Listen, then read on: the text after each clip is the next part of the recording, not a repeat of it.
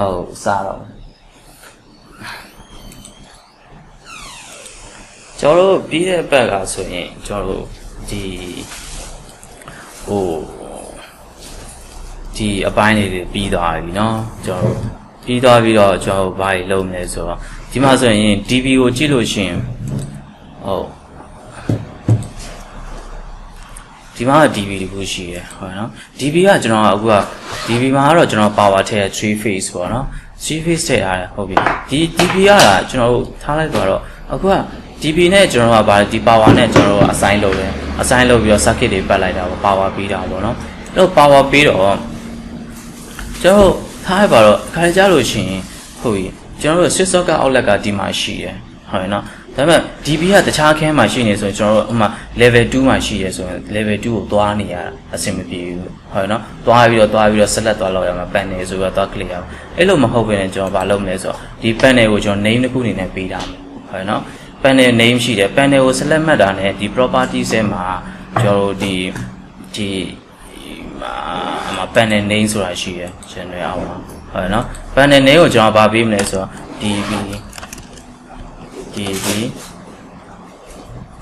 DB dash level 2 dash 01ဆိုတော့ကျွန်တော်ပေးလိုက်ဟုတ်နော် DB name ပေးလိုက် DB name ပေးလိုက်လို့ရှင်ဟုတ်ပြီဒီမှာကျွန်တော် select လုပ်တော့မှာဒီဟာနဲ့ကျွန်တော် panel နဲ့ power ပေးမယ်ဟုတ်နော် circuit ပဲပြီး power ပေးမှာပေါ့အဲဆိုဒီ power ကိုဒီ power တစ်ခုပေါ့သူနဲ့ပတ်ထားတဲ့တစ်ခုပေါ့ select မှတ်ပြီးတော့ electrical circuit မှာကျွန်တော် select panel ဆိုပြီးတော့ကျွန်တော်ရွေးရမယ် select panel ဆိုတော့ကျွန်တော်သွားပြီးတော့ panel ကိုသွားမ click ဘူးတကယ်လို့အခြေအနေတစ်ခုကထားပါတော့ panel ကတခြား floor မှာရှိတယ်ဟုတ်နော်အဲ့လိုအနေထားဆိုကျွန်တော်ဥပမာ level 2မှာကျွန်တော်လုပ်နေတယ်ထားပါ level 4မှာရှိဆို level 4ကိုသွားပြီးကျွန်တော် panel ကိုသွား select နေရအဲ့လိုမလုပ်ဘဲနဲ့ကျွန်တော်သူ့ panel ပြင်မှာပဲရှိကျွန်တော် ဒီမှာဒီ panel နဲ့သွားပြီးတော့ဒီ panel မှာကျွန်တော် name နဲ့ select မှတ်လိုက်သူဘာဖြစ်လဲ auto ဒီ panel နဲ့ select မှတ်သွားတယ်ဟုတ်နော်ငါကြည့်အဲ့ဆိုရင် panel နဲ့သူကဒီ power ပေးသွားပြီဟုတ်နော်အဲ့လိုဆွဲထုတ်ဒီဟာလည်းအဲ့လိုပဲဒီဟာကိုကျွန်တော် select မှတ်တယ်အဲ့လိုမျိုး electrical select ဒါကြတော့ဘာဖြစ်လဲ power ပဲပြီးမှဖြစ်တဲ့အတွက်ကြောင့် DB နဲ့ select panel ကိုနှိပ်မှာဟုတ်နော်အဲ့မှာ power တွေကတော့တူရမှာပေါ့နော်230အဲ့လိုမျိုး400ဆို400အဲ့ဆိုရင်ကျွန်တော်သွားပြီးတော့မရွေးဘဲနဲ့ဘာဖြစ်လဲဟိုမှာသွားပြီးတော့ click ရအောင်မလုပ်ဘဲဒီမှာသွားပြီး panel ရွေးလိုက်ရုံပဲဟုတ်နော်အဲ့ဆိုသူကဘာဖြစ်လဲ power assign ဖြစ်သွား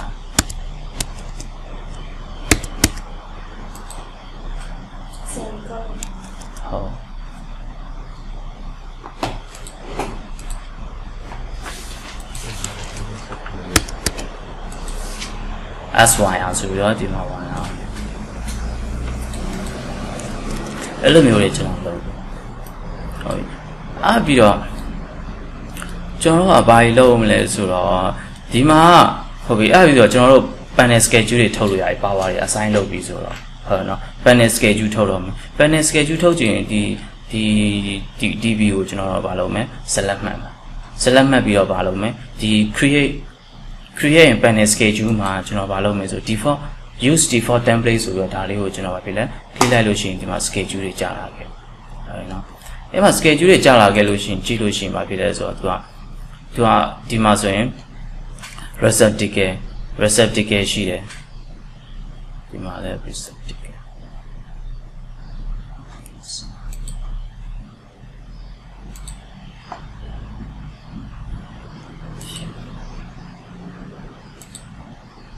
ရောက်ပြန်သွားမယ်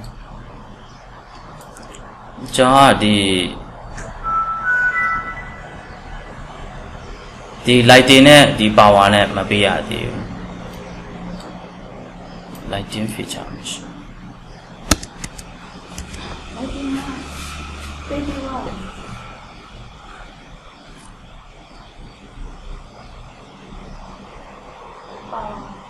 ဒီမှာ circuit ပဲပါတယ် switch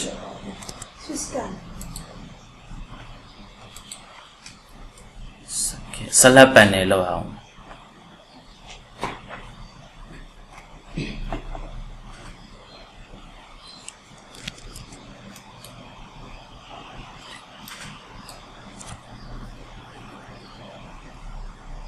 လေး select မှတ်တယ် အဲ့မှာ select panel ဆိုပြီးတော့ဒါ panel တော့ချိန်အဲ့နော်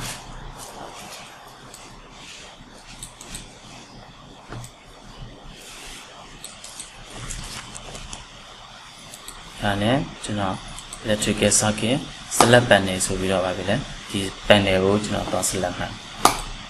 အဲ့နော်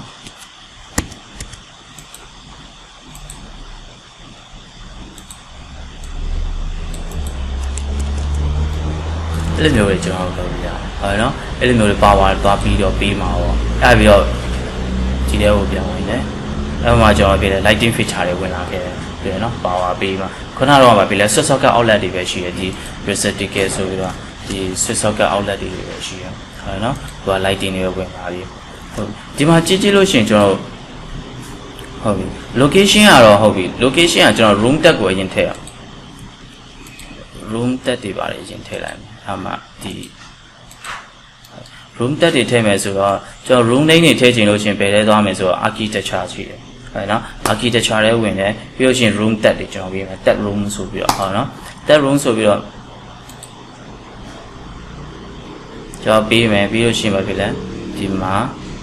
ကျွန်တော် cleaning room tag name room name တွေပေးလိုက်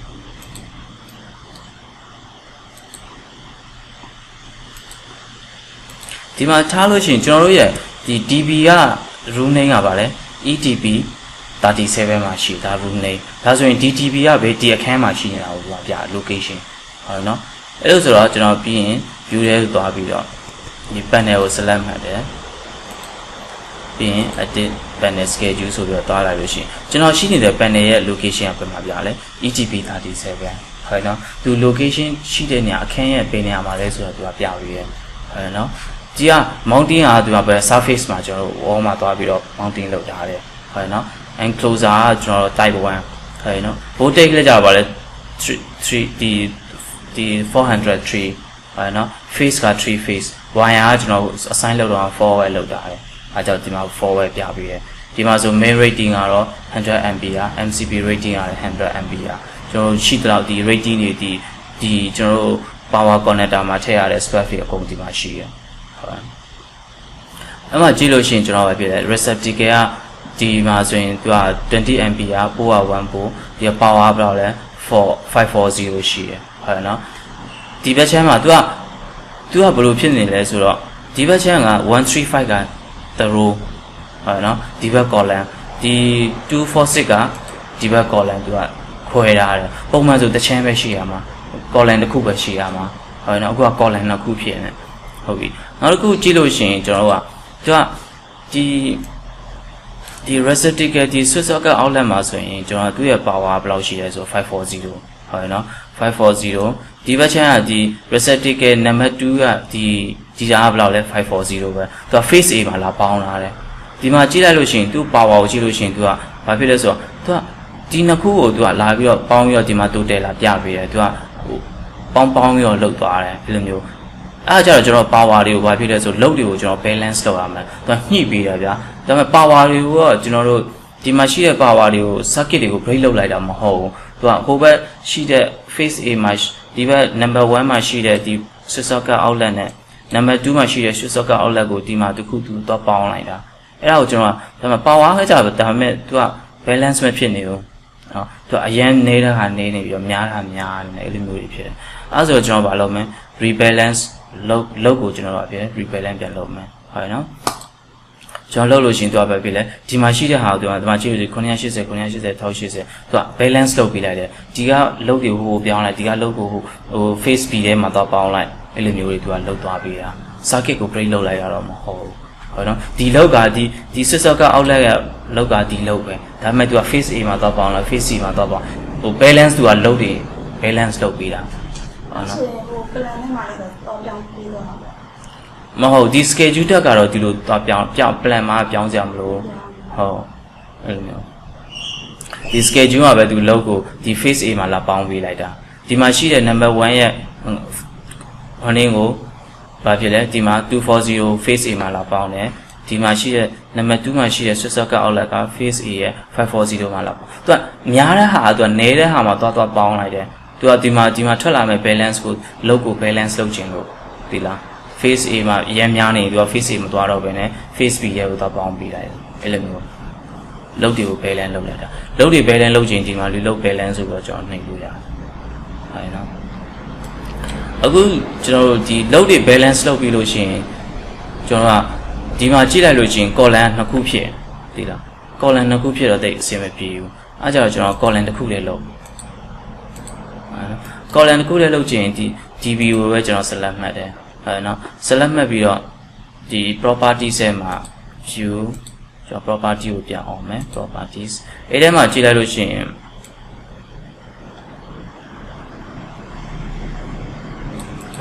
ဒါ family ထဲမှာသွားပြင်ရမှာဒါလေးကို select မှတ်ပြီးတော့ active family ဆိုပြီးတော့ active family ဆိုပြီးတော့တက်ပြင် family ထဲမှာသွားပြင်ပါဟုတ်နော်ဒီမှာကြည့်လိုက်လို့ရှိရင်ဒီ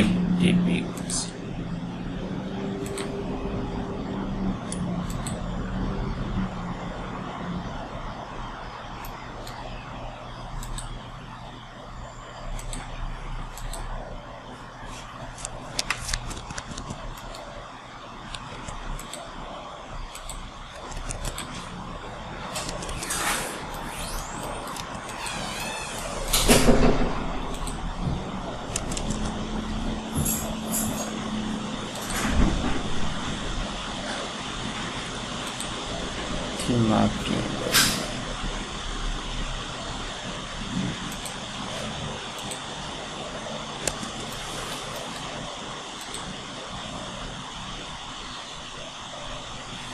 ဘာဖြစ်လို့ဘာမှ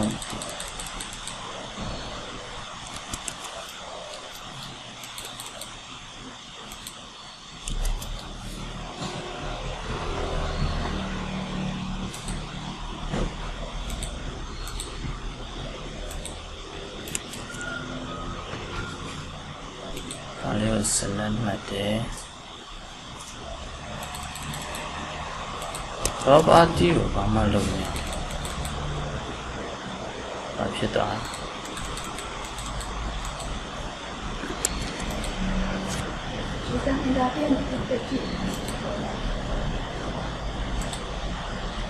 ဘူးမပေါ်လာခဏ property စေ property ဆိုတာဟုတ်တယ်နော်အဲ့ကနေပြန်ဖိလိုက်တာဖြစ်ပြီးတော့ကျွန်တော်ကပြီးရင်ငါလေးကို select မှတ်တယ် active family ဆိုပြီးတော့ family တွေဝင်ဒ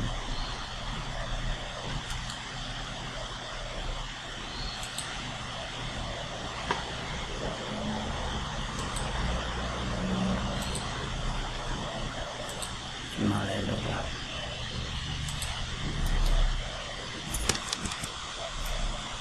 ဒီ panel ကိုကြည့်လိုက်လို့ရှိရင်ဘာဖြစ်လဲ panel configuration မှာဘာဖြစ်လဲ 2 column ဖြစ်နေဟုတ်နော်အဲ့ဒါကိုကျွန်တော်ဘာသွားပြင်မယ် 1 column ဆိုပြီးတော့သွားပြင်လိုက်မယ်ဟုတ်နော် apply okay အဲ့ပြီးတော့ log into project ဆိုပြီးတော့ကျွန်တော်ဘာဖြစ်လဲ project တွေကိုခေါ်သွားမယ် project တွေကိုခေါ်သွားလို့ရှိရင်ကျွန်တော် schedule ပြန်ထုတ်မယ် select မှတ်တယ်ပြီးရင် edit schedule ဆိုပြီးတော့ schedule တွေဝင်အဲ့ဆိုဘာဖြစ်လဲ column တစ်ခုတည်းပဲဖြစ်သွားတယ်ဟုတ်နော် column တစ်ခုတည်းဖြစ်သွားတယ်ဒါပေမဲ့ voltage တွေက power တွေကဘာဖြစ်နေ00ဖြစ်နေerror တက်နေအဲ့လိုမျိုးဆိုဘာလုပ်ရမလဲကျွန်တော်တို့ဒီလိုမျိုးဆိုရင်ကျွန်တော်ဖြစ်နေတဲ့ဒီ0ဖြစ်နေတဲ့ဟာကို select မှတ်တယ်ပြီးရင်ဘာဖြစ်လဲ move up move down ဆိုပြီးတော့ပြန်လုပ်လိုက်မယ်ဟုတ်နော်အဲ့ဆိုရင်သူက power ပြီးတော့ပြန်ဝင်လာတွေ့လားသူက0ဖြစ်ရင် error တက်သွားတယ်သူရဲ့ဒါဆိုရင် move up move down ဆိုပြီးတော့ပြန်လုပ်လိုက်မယ်ဟုတ်နော်ဒီဒါကိုလည်းလို့ပဲကျွန်တော်တို့ move up move down ဟုတ်နော်အဲ့လိုမျိုးအဲ့ဆိုရင်သူရဲ့ power အမှန်တွေထွက်လာ load အမှန်တွေထွက်လာဟုတ်နော် load အမှန်တွေထွက်လာပြီအဲ့ပြီးလို့ရှိရင်ကျွန်တော်က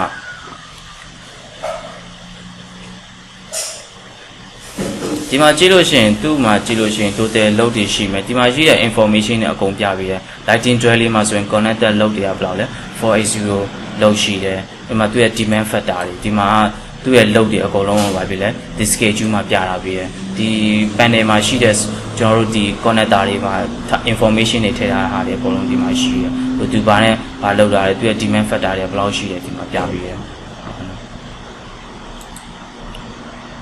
အားပြီးတော့ကျွန်တော်ဒီပြန်သွားမယ် ဒီမှာဆိုရင်ကျွန်တော် schedule တွေထွက်လာပြီဟုတ်ပြီအဲ့လိုမျိုး schedule တွေထွက်လာပြီးတော့ကျွန်တော်တို့ကဘာလုပ်မလဲဆိုတော့ဒီမှာရှိတဲ့ဟာတွေကိုကျွန်တော်အယောင်နဲ့ချဲခြင်းတယ်ဟုတ်နော်အယောင်ချဲမယ်ဗျာဒီ line 1မှာရှိတဲ့ဟာတွေက face A မှာရှိတဲ့ဟာတွေကဘယ်ဓာတ်နဲ့ချိန်ထားတယ် face B ဆိုရင် line 1အဲ့လိုမျိုးတွေပါဖြစ်တယ်ဘယ် face ကဘယ်အခုတွေကကြည့်လိုက်လို့ရှင်ဘယ် face နဲ့ချိန်တာဘယ် face ကဘယ် number လဲဘယ် face ကဘယ် number လဲဆိုတာမသိဘူးအကုန်လုံးကပဲဖြစ်တယ်အနီရောင်ကြီးဒီ circuit line ကြီးဖြစ်နေအဲဒါဆိုကျွန်တော်က differentiate လုပ်ပေးရမှာဟုတ်ပြီ face A က connect လုပ်ထားတဲ့ဟာတွေကဘယ် line ဘယ် line ကဘယ်ရောင်လဲဒီ face B နဲ့ဒီ line circuit line ကဘယ်ရောင်ကဘယ်တာလဲဆိုတာကျွန်တော် differentiate လုပ်ပေးရမှာဟုတ်နော်အဲ့လိုဆိုတော့ကျွန်တော်ဒီအရင်ဆုံးမလုပ်မလဲဆိုတော့ဟုတ်ပြီဘယ် face ကဘယ်ထဲမှာဘယ် circuit ကဘယ် face လဲဆိုတာမသိဘူးအဲ့ဒါသိချင်တော့ကျွန်တော်ဘယ်လိုလုပ်ရလဲဆိုတော့ကျွန်တော်တို့ဒီ system browser ကိုဖွင့်လိုက်မယ်ဟုတ်နော် system browser ကိုဖွင့်ဆိုရင် view အောက်မှာပဲရှိတယ် view ဆိုပြီးတော့ကျွန်တော် user interface ထဲမှာပဲ system browser ဆိုပြီးတော့ရှိတယ်ဟုတ်နော်သူကကျွန်တော် connect လုပ်ထားတဲ့ဟာကိုအကုန်လုံး system ဖွဲ့ထားပြီးတယ်ကျွန်တော် circuit တွေပတ်တဲ့ဟာတွေကိုဘယ် group ကဘယ် group လဲဆိုတော့ system ဖွဲ့ထားတဲ့ဟာကိုပြောပြလဲဒီထဲမှာအကုန်လုံး system ဖွဲ့ထားပြီးတယ်ဒီမှာကြည့်လိုက်လို့ရှိရင်ဒီမှာ n ဟိုနည်းဖြစ်နေရတဲ့ကဘာဖြစ်လဲဒါဒီ db နဲ့မချိန်ရသေးဘူးဒီလား connection မရှိ db နဲ့ connection မရှိတဲ့ဟာတွေဒီ line တွေကဒီမှာရှိတဲ့ db2 နဲ့ချိန်ရတဲ့ဟာဒီမှာပြပေးတယ်ဒီမှာကြည့် n name ကတော့မချိန်ရသေးဘူးဟုတ်နော်ဒီမှာရှိတဲ့ဟာတွေပဲသူကချိန်ထားပြီးအဲ့မှာ line 1 line 2 line 3 4 5 6ဆိုပြီးတော့ရှိတယ်ဟုတ်နော်အဲ့ဆိုတော့ကျွန်တော်ဝင်ကြည့်လို့ရတယ်ဒါဆိုရင်သူကဒါနဲ့ပဲဖြစ်တယ်ဒီဓာတ်လေးနဲ့ချိန်ထားတယ်မှာကြည့်ဒါဆိုရင်ဒီဓာတ်လည်းကြတော့ line 1ဒီ face ဒါ line 1မှာရှိတဲ့ဟာတွေဟုတ်နော်ဒီဓာတ် circuit ဒါဆိုရင်2မှာရှိတဲ့ဟာတွေကဒီဓာတ်တွေဟုတ်နော်အဲ့လိုမျိုးတွေ3ရလဲပါဖြစ်လဲဒီဓာတ်လေးသူကပတ်ထားပြီးတယ်အဲ့လိုမျိုးကျွန်တော်ဒီဓာတ်လေးကိုနှိပ်လိုက်လို့ရှိရင်ပါဖြစ်သွားတယ်အကုန်လုံးသူကပြပြီးပေကောင် circuit ပတ်ထားရတယ်အဲ့ဆိုဒီဘက် line အဲ့လိုမျိုးဒါဆိုဒီ line ပေါ့ဒါဆိုရင်ဒီ circuit တစ်ခုပါပဲဖြစ်လဲဒီ face ဒါပါ line 2မှာရှိတဲ့ဟာပေါ့ဒါ line 2မှာရှိတာဒီဒါဆိုရင် line 3မှာရှိတဲ့ဟာတွေကျွန်တော်ပါဖြစ်လဲဒါဆိုရင်ဒီမှာရှိတဲ့ဟာ circuit တစ်ခုပတ်ထားတဲ့ဟာတွေအဲ့ဒီ circuit တစ်ခုဒီ circuit တစ်ခုစာပတ်ထားတဲ့ဟာကိုကျွန်တော် line အနေနဲ့ပြန်ခွဲမယ်ဟုတ်နော်အဲ့ဒါမှတိမှာပေါ့ဟုတ်နော်ဒီတိုင်းဆိုရင်တော့ကိုယ်တိုင်းပဲတိမယ်ဒါအပြစ်ဒီ check လုပ်တဲ့လူကတိမှာမဟုတ်ပဲဟာဒီ circuit ပတ်ထားတယ်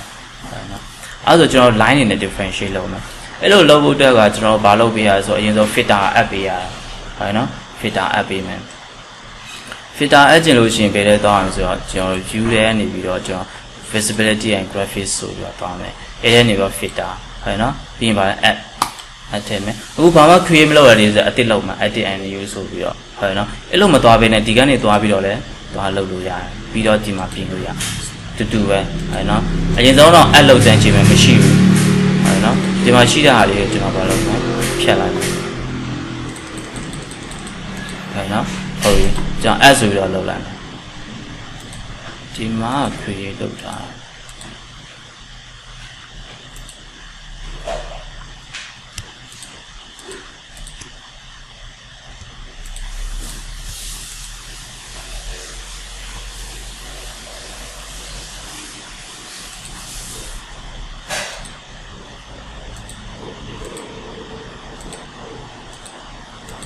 ဖြတ်လိုက်မယ်နော်ရှိတဲ့ဟာတွေ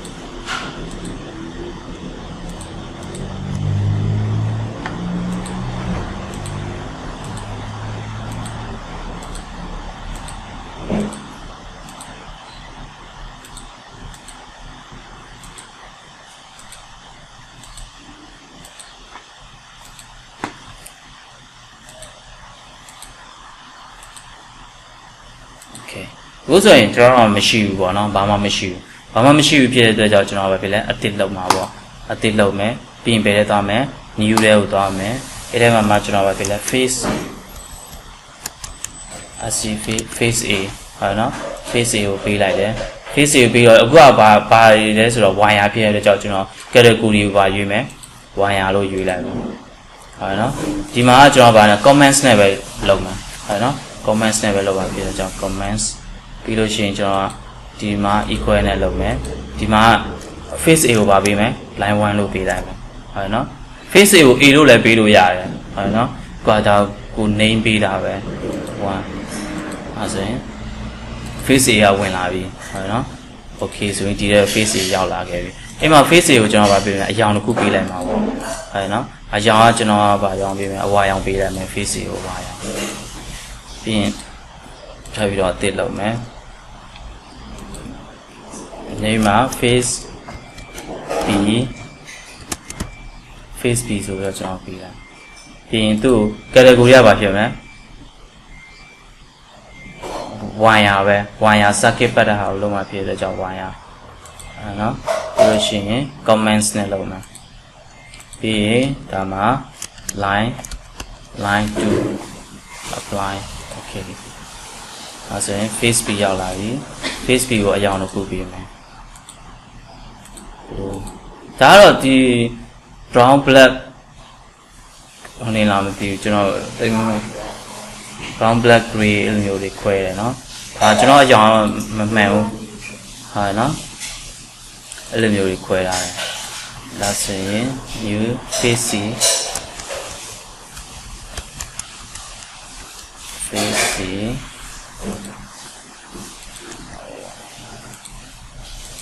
comments အဲ့နော်ဒီမှာပါဖြစ်မယ် line 3second number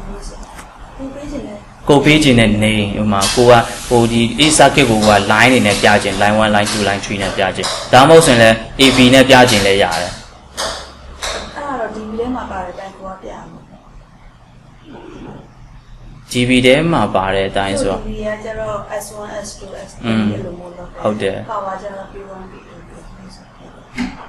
အခုအဲ့လိုမျိုးပြခြင်းလည်းပြလို့ရတယ်ဟိုမှာဟိုမျိုး S1 S2 နဲ့လည်းပြလို့ရအခုကျွန်တော်ကနေကတော့ face A AB လို့ပြောလိုက်တယ်ဟုတ်ပြီကျွန်တော်ဒီနေရာမှာ face A လို့မထားဘဲနဲ့ S1 S2 လည်းထားလို့ရ P1 P2 ဒါဆိုဒီတာကိုကျွန်တော်ပြန်ဝင်တော့ပြင်လို့ရတယ်ဒီတာကို edit ဒီမှာဒါလေးကို select မှတ်တယ်ဟုတ်နော် A ကိုကျွန်တော်ဗာထားမယ်ခဏပြောလို့ P1 ထားလိုက်မယ်ဟုတ်နော် second ကိုပြောလာ face ဒီကောင်ကအမှာ face တွေနေနဲ့ပြမှာ ဆိုရင်တော့ line 1 line 2 line 1 line 2 တော့မှာဟုတ်အဲ့လိုမျိုးတွေလုပ်လို့ရတယ်နော်ကျွန်တော်ထားဒါ line 1ကိုပြင်ကျင်တယ်လို့ရှိရင်တော့အဲ့လိုမျိုးကိုဟိုနေ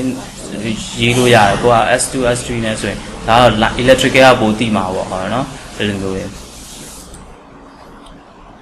အဲဆိုရင် C ဆိုရင်ဒီမှာကျွန်တော်ဗာထားမယ် green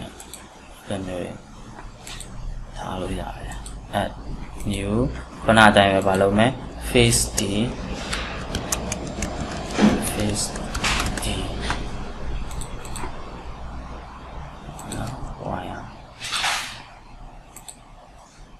comments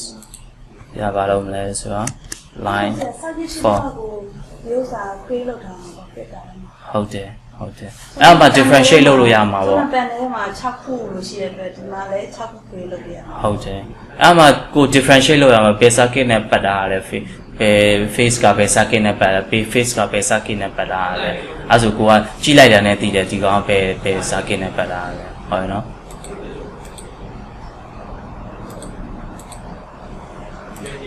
ဒီ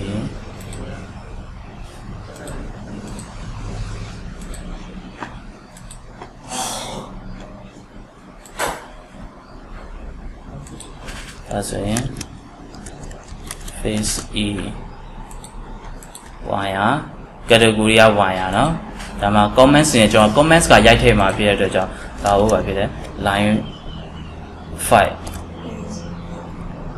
เนาะအဲ့လိုမျိုး line okay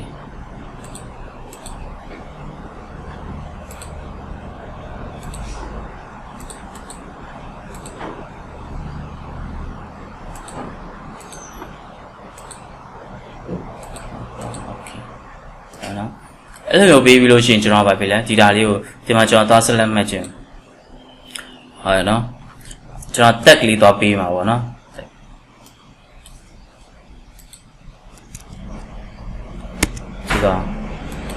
ဒီကောင်လေး ဒါဆိုရင်ဒီသားပါဖြစ်လဲ line 5ဟုတ်ရနော်face on မှာရှိတဲ့ဟာကို face e မှာရှိတဲ့ဟာအဲ့လိုဒါ select မှတ်ပြီးတော့ project properties နဲ့အောင်မယ် user interface ကျွန်တော် properties ကိုပြန်အောင်ဟုတ်နော်အဲ့မှာ comments မှာပါရိုက်ထည့်မယ်ဒါဆိုရင် line 5ဆိုတော့ 5ဆိုတော့F5 ဟဲ့နော်ဟိုမှာပါဖြစ်လဲ comments မှာ F5 ကိုပေးတာ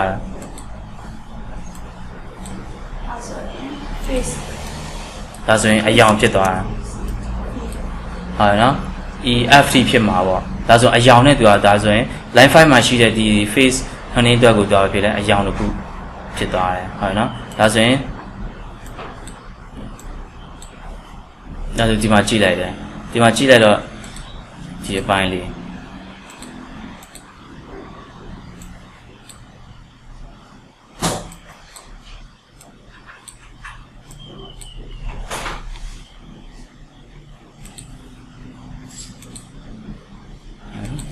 ဒီပိုင်းလေးဆိုရင်ဘာဖြစ်လဲface A ဆိုတော့ line 1ဟဲ့နော်ဒီဒါလေးဒါဆိုတော့ဒါလေးကိုကျွန်တော် select မှတ်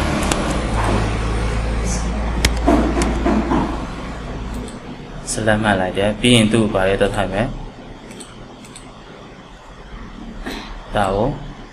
line 1လို့ကျွန်တော်ထည့်လိုက်မယ် line အဲဆိုရင်သူ့ရဲ့အဝါရောင်လေးဝင်သွားဟုတ်နော်ဒီမှာတော့သိရမှာဒီ system browser ပါဖွင့်တာမှာသိမှာဘယ်ကline 1ဘယ်က line 2ဘယ်က line 3ဟုတ်နော်အဲ့လိုမျိုးရဲ့အယောင်ခွဲလို့ရတယ်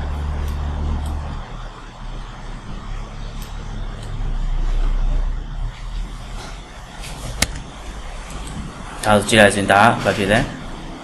3ဆိုတော့ line 3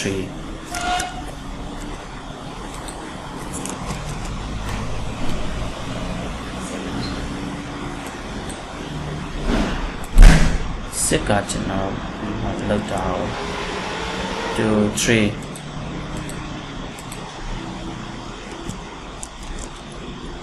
ကပြီးသွားပြီ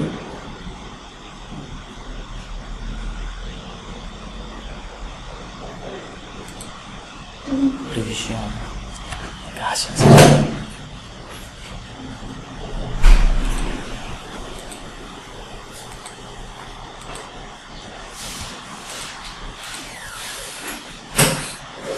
Nó chả. Ta sẽ line 2. Như cô gái. Thì ra line 2 kia để cho ta liên sẽ lên là thế.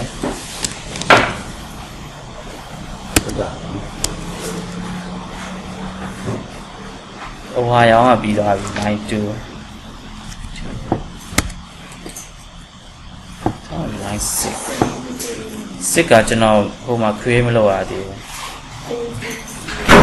E ပဲရှိတယ် F ကျန်လေးတယ်ဟုတ်နော်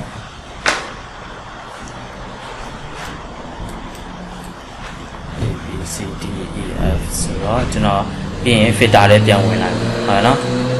filter လေးပြန်ဝင်မယ် view ကနေပြီးတော့ visibility graphic ကျွန်တော် filter ပြီးရင် add new face F ဟုတ်နော် category ကဘာဖြစ်မလဲ wire ဖြစ်မယ်နော်ဒီမှာ comments နဲ့ပဲကျွန်တော်ရိုက်ထဲမှာပြကြအောင် comments နဲ့ပဲလုပ်မယ်ဒါကို line 6ဆိုပြီးတော့ယူလိုက်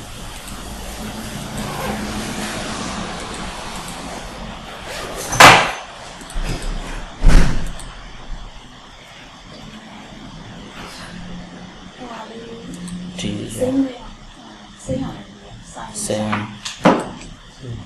ဆိုင်ရန်ကလည်းပြီး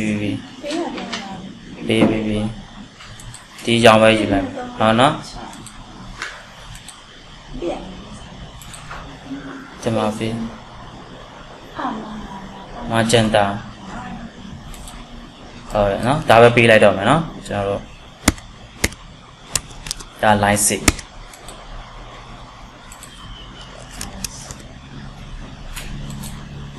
အေးစစ်ဆိုရင်ခဏပြရတဲ့ရောင်ဝင်သွားပြီဟုတ်နော်အဲ့ဒါတော့ကျွန်တော်ဗာဖြစ်လဲအယောင်နေနဲ့ဒီ circuit တွေကိုဗာဖြစ်လဲအယောင်နဲ့ခွဲလို့ရတယ်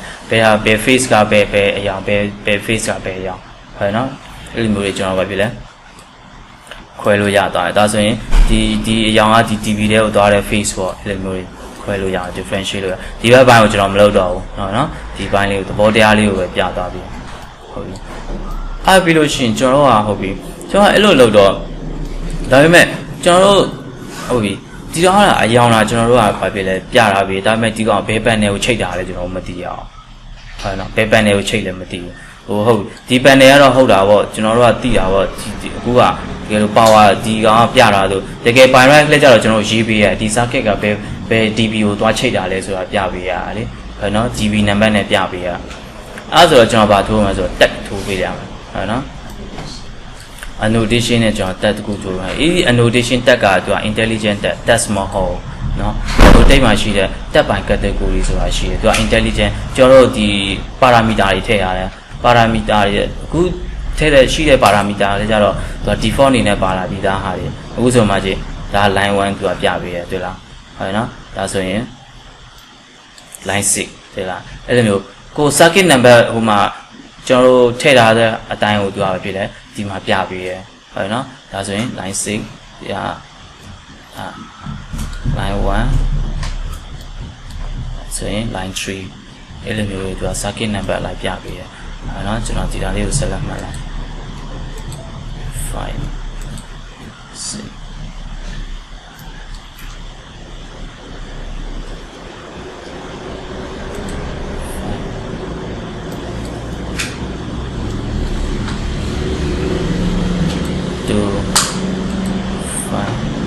အဲ့လိုမျိုးတွေသူကပြတာပေးရဟုတ်နော် circuit number လိုက်ပြပေးတာပေါ့ဟုတ်ပြီ circuit ဒီဘက်ဟာကိုကျွန်တော် arrow တွေနဲ့မပေါ်ခြင်းဘူးဗျာ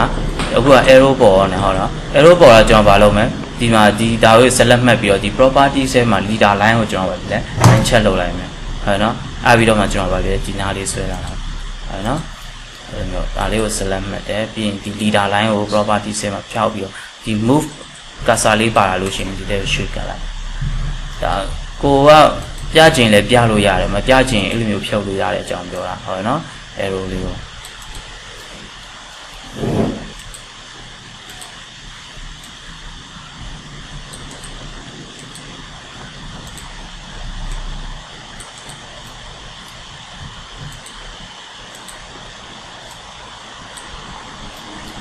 ဟုတ်ပြီအခုကကျွန်တော်ကဒီ face circuit number တွေပဲတည်သေးတယ်ဟုတ်နော် line 1 line 2 line 3 line 4 line 5 line 6ဆိုပြီးတော့အဲ့ဒါပဲတည်သေးဒါပေမဲ့ဒီမှာရှိတဲ့ဒီ circuit တွေကဘယ် dB နဲ့ချိန်ထားရတယ်ကျွန်တော်မသိဘူး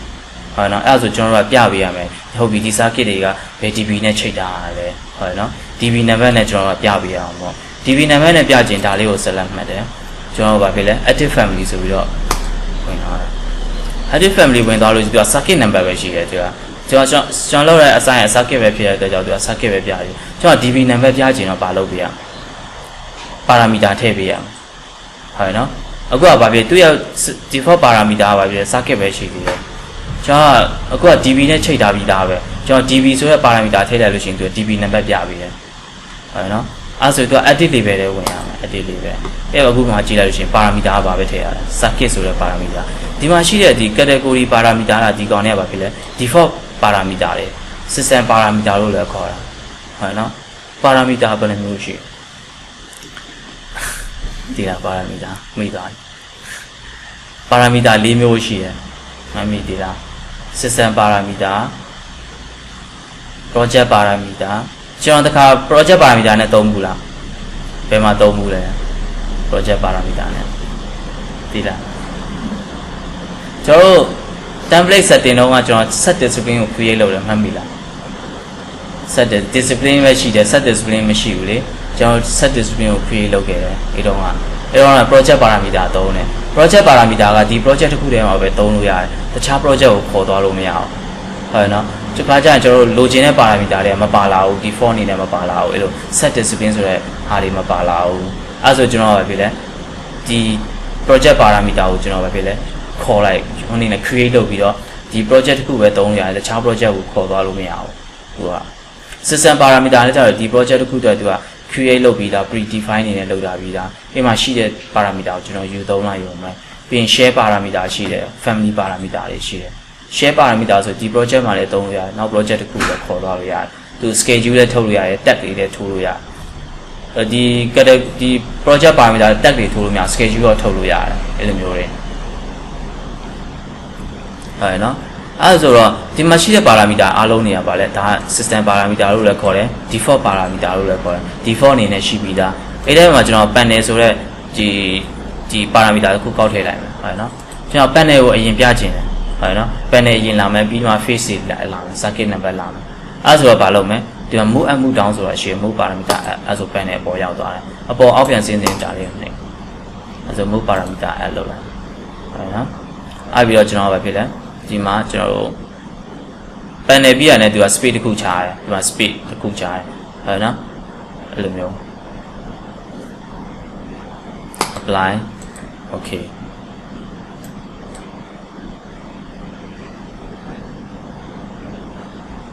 load into project ဘယ်လိုခေါ်သွားမလဲဆိုတော့ဒီတဲ့ကိုခေါ်သွားမှာဟုတ်နော် electrical model ဆိုတဲ့ project တွေကိုခေါ်သွားအဲ့ပြီးတော့ပါလို့မယ် second ကိုနေမယ်သူက parameter တွေ value တွေကိုလည်း override လုပ်ဟုတ်နော်အဲ့ဒါကြည့်လိုက်လို့ရှိရင်ပါဖြစ်လေ db number တွေပေါ်လာခဲ့တွေ့လားဒီပဲအခုချိန်ထားတာပဲ db နဲ့လေဒီ db02 နဲ့အဲ့ဆို db number ပါဖြစ်လေ016ဒီမှာပဲဖြစ်လေကျွန်တော်တို့အခုနေထားဆိုရင် line 6နဲ့ဒီ number နဲ့ကက်ရက်ဖြစ်တော့ကျွန်တော်သွားပြင်ရမှာအတစ်တွေပဲအဲ့မှာကျွန်တော်ဗာဖြစ်လဲ break လုပ်လိုက်ရ break လုပ်လို့ရှိရင်ဗာဖြစ်လဲနောက်တစ်ပိုင်း row နှစ်ခုဖြစ်သွားတယ် break လုပ်ဟုတ်နော်ကျွန်တော် break လုပ်ဆိုင်ချိန်မှာဗာဖြစ်မှတည်ရ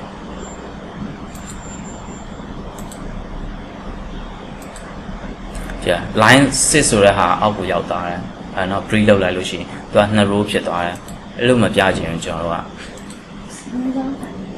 ဟုတ်edit label ဆိုပြီးတော့ကျွန်တော်တို့ကဘာလုပ်လုပ်မယ်ဒီမှာဒီကျွန်တော်တို့က prefix ဒီကျွန်တော် circuit pair နဲ့ surface မှာလုပ်မှာ prefix ဆိုတာအရှိပုံမှာ surface ဆိုတာအနောက်ပုံမှာဟုတ်နော်အဲ့ဆိုဒီနားလေးကိုကျွန်တော်မြင်ဆောင်လေးတစ်ခုထားလိုက်မယ်ဟုတ်နော်ဒါမှမဟုတ်ရင် dash ထားလိုက်ရင်လည်းထားလို့ရတယ်များသောအားဖြင့်တော့မြင်ဆောင်ပဲထားတယ်ဟုတ်နော်အဲ့လိုထားလိုက်လို့ရှိရင်ကျွန်တော်ပြလဲအဲ့မှာ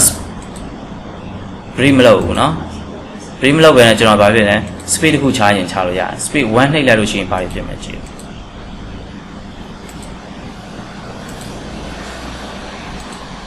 ဒီထဲမှာဖြစ်လဲ space တစ်ခုချသွားတယ် space မချရဘူးเนาะဒီမှာပြန်ကပ်မယ်ဒီအဲ့အခုက parameter တွေကောက်သုံးလိုက်ရောမယ်เนาะ parameter ကောက်ထည့်လိုက်တာပဲဒီ edit တွေပဲဒီမှာဖြစ်လဲ space ကို0ပြန်ထားမယ်တော့ into project အဲ့ဆိုရင်ကျွန်တော်တို့ဒီ line 1 line 2 line 3နဲ့ဒီ db number တွေနဲ့ပြပြီးရဲအဲ့နော်ဒါတဲ့ဟုတ်တယ်ဒီ db ကိုရိုက်ထည့်ကြမလို့ပဲနဲ့ parameter ကိုပဲထည့်လိုက်တာဘာဖြစ်လို့ကျွန်တော်ဒီမှာ panel နဲ့ပါလောက်သွားပြီလဲ assign လုပ်တာပဲ power circuit တွေပတ်တာပဲ power ပြီးရတဲ့အတွက်ကြောင့်သူကပတ်ထားတဲ့ db number ကိုသူကတည်တာဟုတ်နော်အဲ့ဆိုရင်ကျွန်တော်တို့ဒီမှာဒီ db number တွေနဲ့လုပ်လို့အဲ့လောက်ထိလုပ်လိုက်နော်ဟုတ်စင်ကြည့်လိုက်ကျွန်တော်နောက်ရှေ့ဆက်ပါ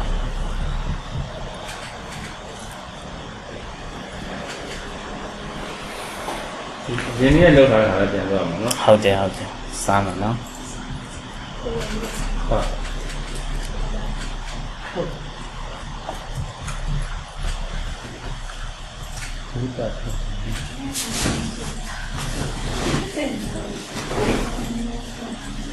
ရရဟုတ်တယ်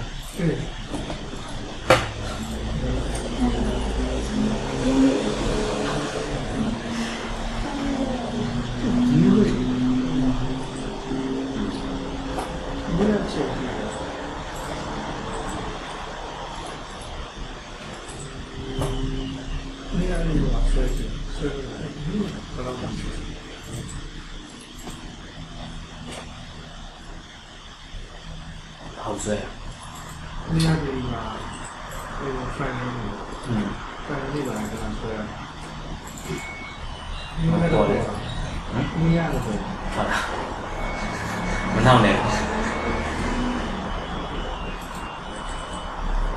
这个在哪里做？起码表演些，都表演我打工啊我。哦，嘛过。哦嘛过呀，今天能过。当天拿路的。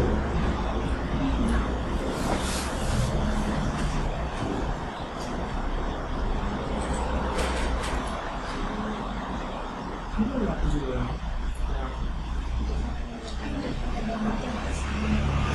人讲，经常要找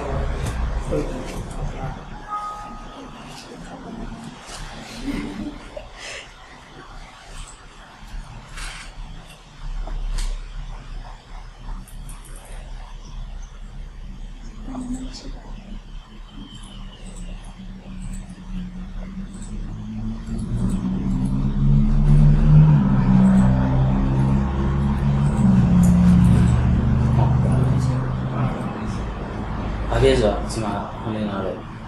သိလားလောက်လိုက်တွေ့လားဘာဖြစ်ဆိုဒီကရကိုနေထဲမှာဒီကားလေးဆဲမှာဒီကားကိုအချက်လောက်တာကေဘယ်ကို electric cable ကိုချက်လောက်တော့သူဟာ ဆရာပန်နဲ့ချိန်တာမျိုးပါအဲ့ဒီဘက်ကပြရမလို့လားမစိမ့်လိုက်တာလား အတူတူပဲအဲ့ဒီအချက်မရောက်ဘူးတော့ ဟောပန်နေတဲ့ လက်စစ်ရောက်တယ် ဒီကနေဘယ်လိုချိန်လဲ ဘယ်လိုရှိမရောက်ဘူး သာစရင်ဒါလေးကိုစလမ်းနဲ့ ဆွဲတော့ချိန်ပါဘာ ဒီဘယ်တော့ ဆ မှ လမ်းနိုင် စလမ်းနဲ့မှာတော့ရ electrical circuit အဲဒီပါတော့မယ်စလပ်ပန်လေးဆိုပြီးတော့ပန်ရဲ့ဒီပန်ရဲ့ဟိုပါချိန်ဟာနော်အဲဒီတက်ကြီးလေးတင်တယ်အော်ပေါ်လာပြီးတော့ကျွန်တော် ask why ဆိုပြီးတော့လာလို့ရှိရင်စာပါစာနော် က switch ကနေတော့မဟုတ်တော့ဘူးဟိုကနေရ ဟုတ်တယ် lighting အနေနဲ့တော့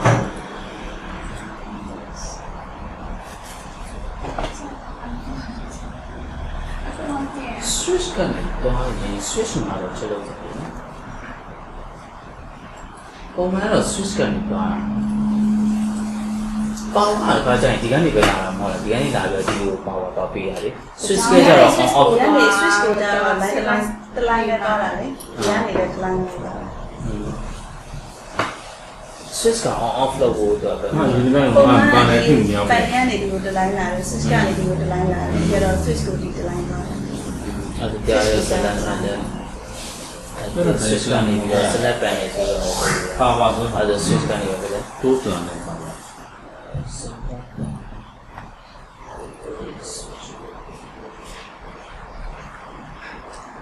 ဒါဒီကနေဒီကိုသွားမှာပဲပြောပဲဆိုဒီကနေပတ်တာပဲဒီကနေပဲသွားမှာ switch ကနေပတ်တော့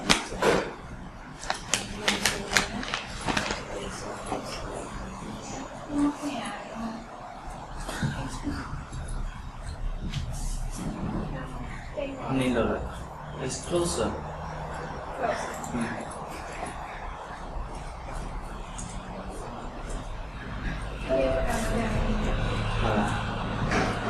တင် line ထားလိုက်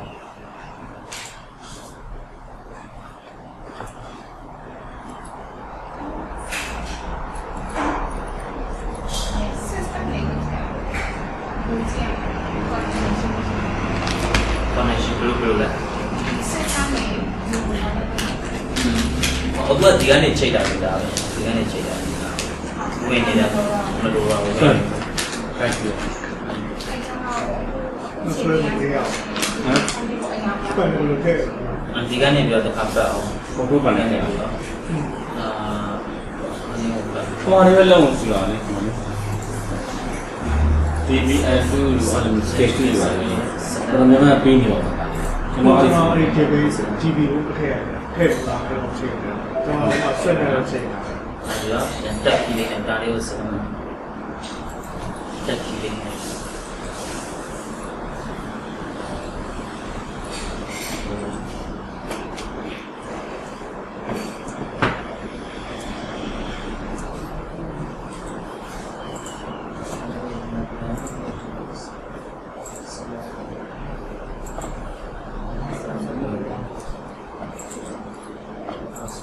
switch နဲ့တော့ချိန်ပြီးပါနော် ဒီဘက်တွေတော့ချိန်ဒီဘက်တွေတော့ချိန် အဲ့ဒါဆက်ချိန် ဝေတော့မြင် GB နေပြီ ဒီလို GB နေပြီ GB နေ property set ဒီဘင်းနဲ့ let's come stage 2ပါ အနေနဲ့ဒီလိုရှင်းကြရအောင်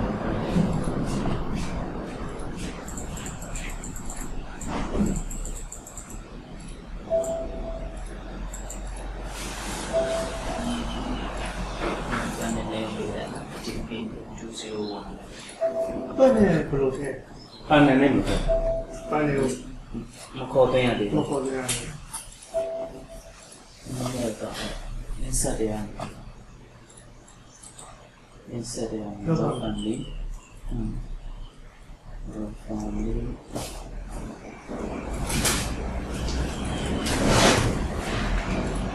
family ပြီးလို့ရှိရင်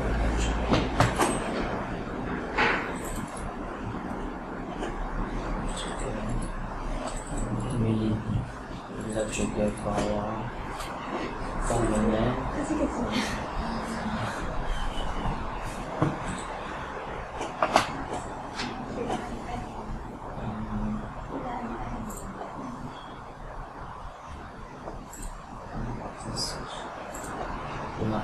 situation 是的。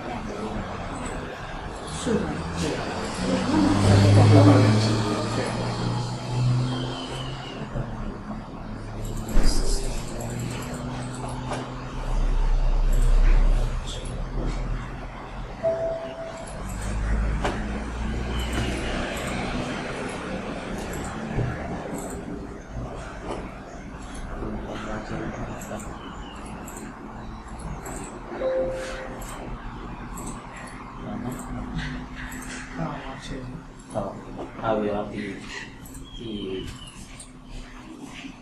value နဲ့တရားမချိတ်အဲ့ဒါဒါစလမ်ပြီးလို့ရှိရင်ဒီနော်စကိပါပြီးနော် switch နဲ့ပါပါအဲ့ဒါ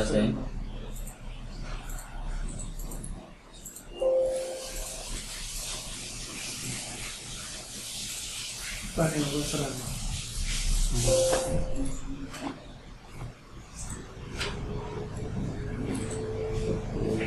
ချိတ်ရပြီ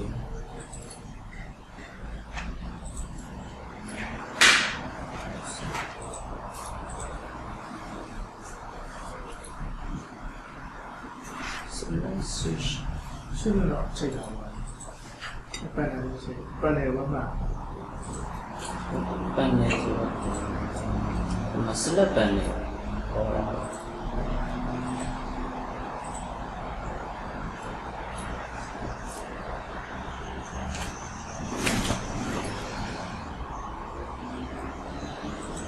ဒီကောင်အရင်သွားပြင်ဒီကောင်ကလောက်တာမတူသေးဘူးအဲဆိုတော့ edit family ပြီးတော့ဒီလိုမှာဆိုတော့ဒီ family တိုက်တယ်မှာပြင်လို့ဆိုတော့ဒါလည်းစလက်မှာတယ်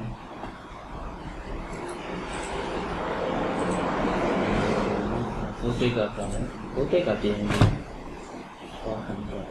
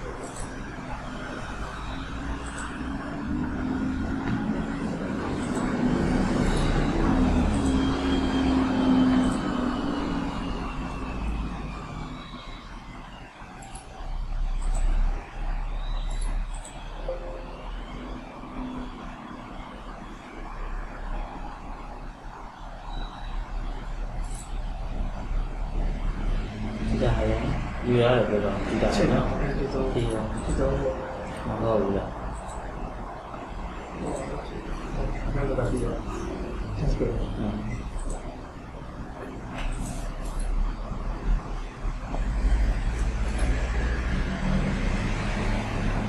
ဒီကောင်လည်းနောက်ပဲလာပြီ သူက ဟုတ်ဒီကောင်ဒီကောင်လည်းဒီကောင်ဒီကောင်ဒီကောင် ဟုတ်တယ်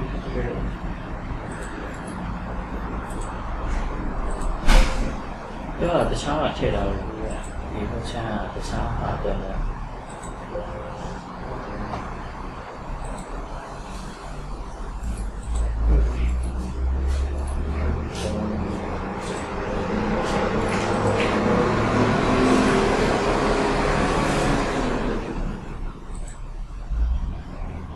ဆက်လက်ပဲအမှန်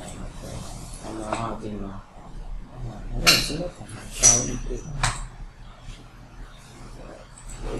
Ja, also wunderbar, ja, ja, ja. Erstmal so was die ja. Also dann die dem hat kuchi, die dem hat das locha, das chike sake, salad bane, also dann salad bala.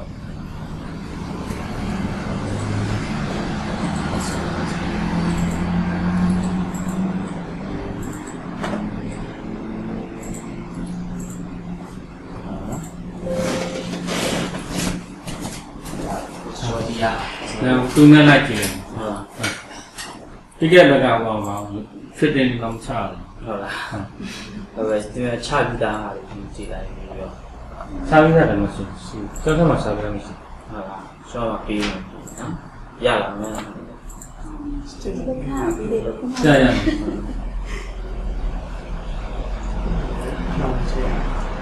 ဒီရော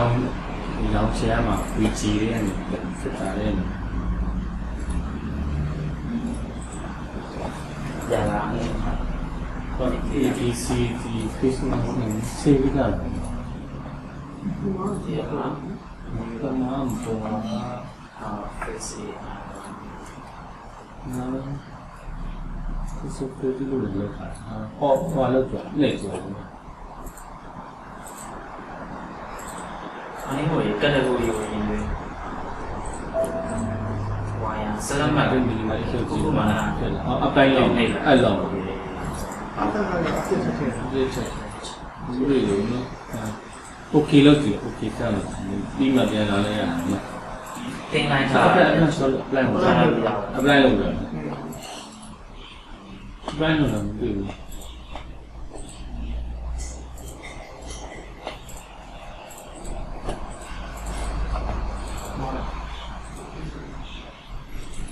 အဲ့ဒါဘာလဲ ဒီမှာ face တွေထည့်ရတယ် အဲ့ဒါဒီလိုဆိုချင်ဟုတ်ကဲ့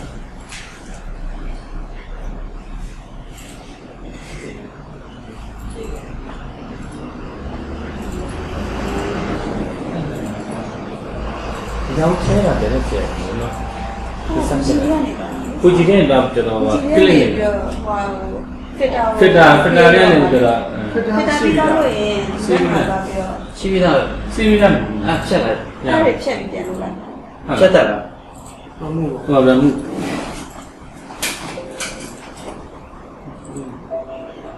မရူမူတော့လိုက် အဲ့ဒါကအရင်အဟောင်းနေပေါ်ဆရာလား ဟုတ်တယ် အော် ဟုတ်လ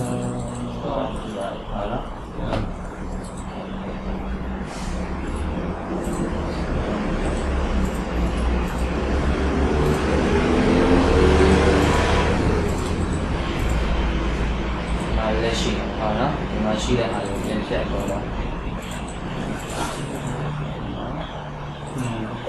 ဒီကောင်လေးကဒါဒီဒေတာလို့ဟုတ်မလို့ချင်းဖြတ်တယ်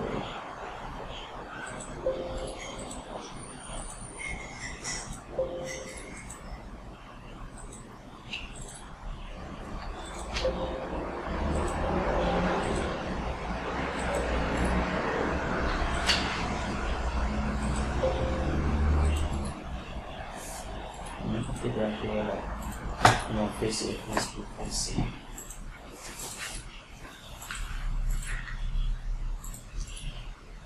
တော့ test list ဆောက်ပြီးရော စစ်တက်စီ ဒါနော်မတ်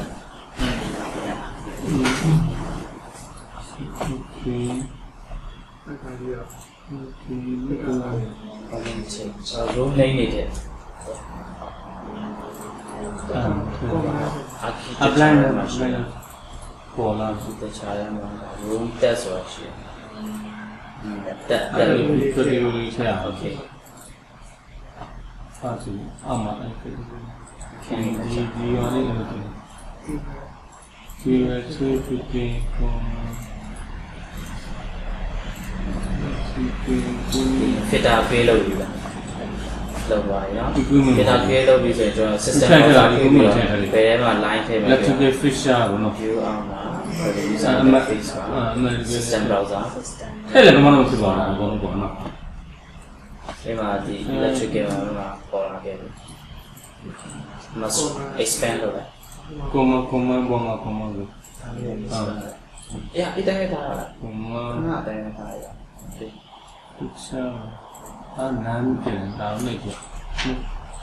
ဒီစားက and ဆိုတာ ကွန်မန့်ကိုရ apply လို့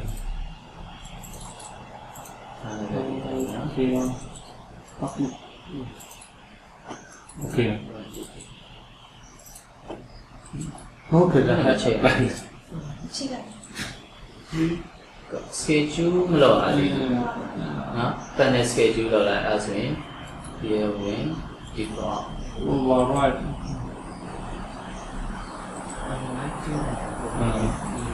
DB name မပေးရဘူးဒီလား DB name မပေးရသေးဘူးလား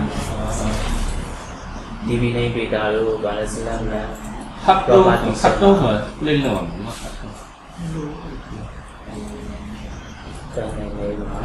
နေပေးလိုက်အဲ့မှာအခုကဘာဖြစ်လဲဆိုတော့ family ကနာမည်ပဲပေါ်မှာတွေ့လား DB ပေးမပေးရတော့ DB ကနာမည်ပဲပေါ်မှာအဲ့တူနာမည်တူ စစ်တောင်ပြန်ခေါ်နေတော့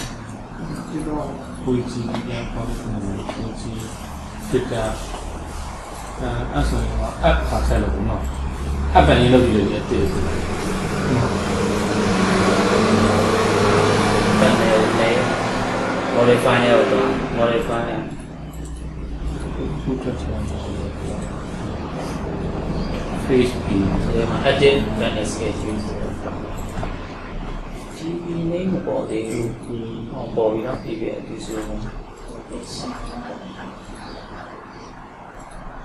ချက်ပေးကြည့်ရအောင် electrical fixture ရေး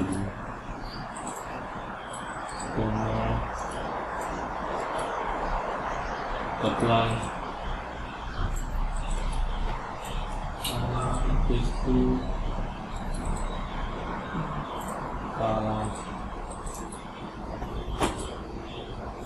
ရအောင်ပေးလိုက်ပါလားညခုနအဲ့ပေးလိုက် ငါပေါ်လာပြီဒီနေ့ပေါ်လာတယ်စကိကလည်း ညရအောင် ကြည့်လို့ရတယ် ကိုအနက်လား အဲ့လို လက်ကြမပေါ်တော့အပြပေးလိုက်ဒီတစ်ခုပေးလိုက်ကျွန်တော်ခုနအဲ့ညရလိုက် How that room? Okay. Yes.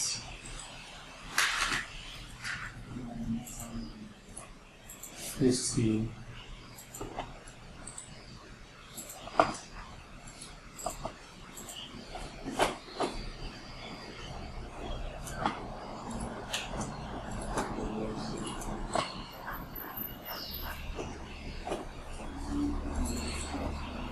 Cái project mà đã thầy định lúc rằng rồi luôn.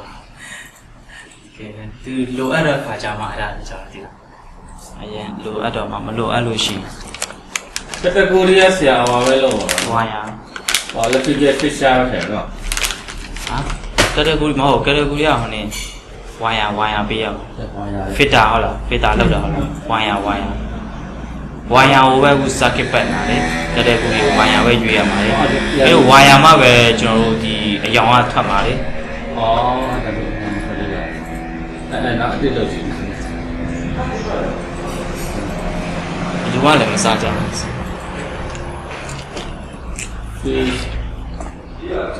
ဒီကြမ်းမအောင်တန်းလို့ဒီတော့ဒီကျွန်တော်好大边没有那么大的锅。锅吗？ ဆန်ဒီရက်မှာပေါ်ပြီးဒီရက်မှာတော့မပေါ်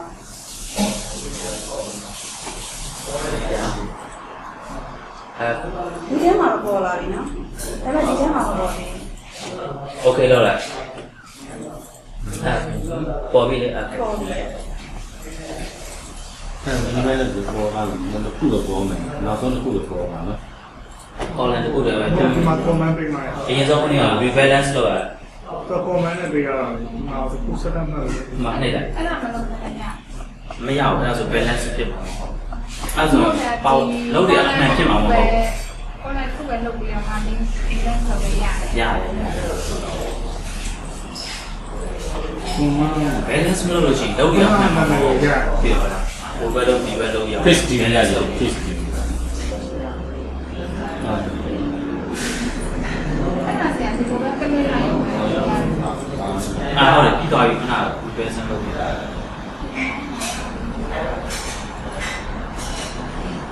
ညှိပြီးလိုက်ရကြလုံးတွေလေတိတ်မခွာတော့အဲ့ကိုပိတ်ပြီးတော့မလုပ်ဘူးဟိုနေ့ဒီကောင် select မှာ one call လာတယ်လမ်းမဲ့ပြီးတော့အော် family ရဲ့ဝင် active family လောက်ပြီးပြီလားဟုတ်အဲ့ဆိုရင်ဟုတ်ပြီအဲ့ဆိုရင်တော့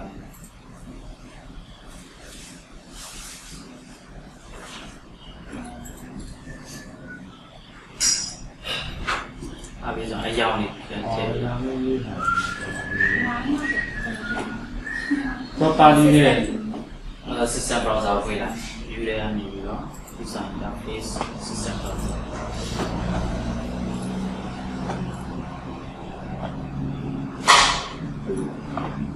我买了瓦呀，我买了瓦呀，都巴黎了，喏。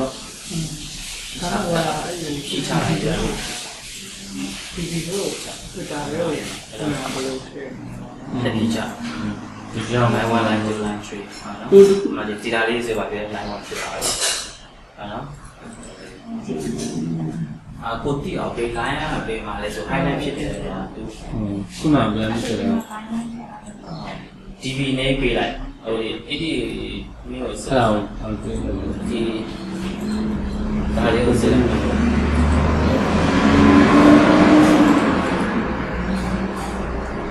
ပါလာ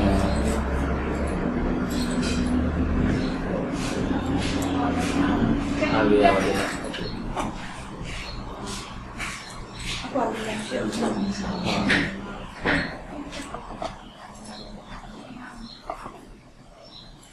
ဟုတ်ပြီလား တက်ချင် တယ်တယ်အရင်ဆုံးကာလာရေးချေလိုက်စလက်မှတ်ပြော ဆလမင်းက တက်ပြီး အဲ့ဒါပိုးထည့်တယ်မှာပြင်လို့ပြောတာနော် အဲ့ဒီဟာက ပိုးတော်မှမရရဲ့တော့ပိုးထည့်တော့ အားရမို့မပတ်တာတဲ့ဟာလေး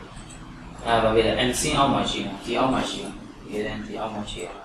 ဒီကဟို TV နဲ့မချိတ်ရသေးဘူး ဟုတ်ကဲ့ဆက်ပြီးအဲ့ဒါဒီအားလုံးဖြုတ်လို့ဟတ်တော့ကလေးလို့ဟတ်တော့ပါ လာဝဆင်းလာဝပေးတော့ဘူးโอเคတော့အယောင်မပေါ်အယောင်မပေးရ ကြည့်လေပေါ်တယ်ဟတ်တော့ထည့်လို့ပေါ်လာမသိဘူးနော် ချစ်တယ် ဒါမှတရားပဲ ဒါပေမဲ့တို့တရားနဲ့ဖြစ်နေတယ်အခုကြည့်နေတယ်လို့ပြောအပြည့်တဲ့တရားနဲ့ဖြစ်နေတယ်ဒီကျုပ်လေးပေါ်နေတာနော်အဲ့ဆိုတော့ပေါ်တော့ပေါ်တော့လည်းမဆိုင် ဒီမှာဟို fake A လို့ဝင်အကြောင်းအားပေါ့ တော့400ပဲဟုတ်လား ဒီရောက်တယ် အဝါရဲ့အပြရဲ့ပေါ့နော်မနက်ပြတဲ့ပေါ့ ဟုတ်ဟုတ် အဲ့ဆိုဒီကမနေ့နဲ့ချိတ်ပါ အကုန် fake A လို့ဝင်ဒါကိုဘယ်လိုကြောင်းလာလဲ တော့ပါစီ အဲ့ဒီအောင်လေးတရားအောင်ဖြစ်ပြန်ပြီးတော့အဲ့ပြန်လေး ပြောင်းလာပြောင်းလာ လမ်းချင်နော်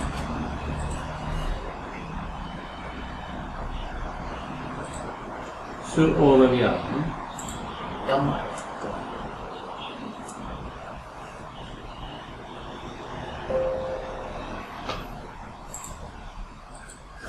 ရောင်ကတရားနဲ့ဖြစ်နေပါလေ လာခဲ့မလား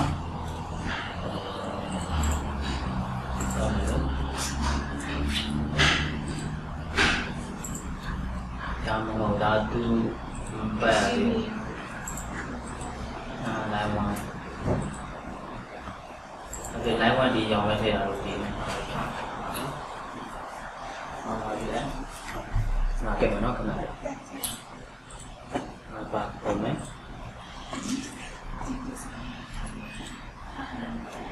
တက်ကြည့်နေclick ချက်လိုက်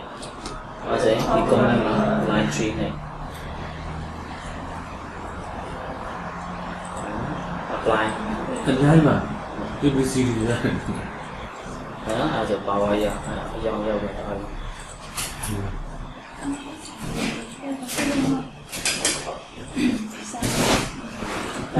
ရောင်လေးရောင်လေး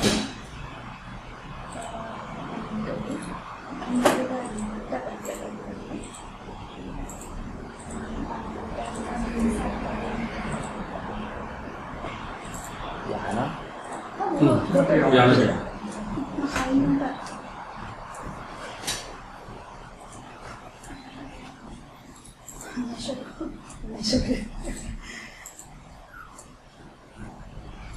ကိုယ်မှမပါဘူး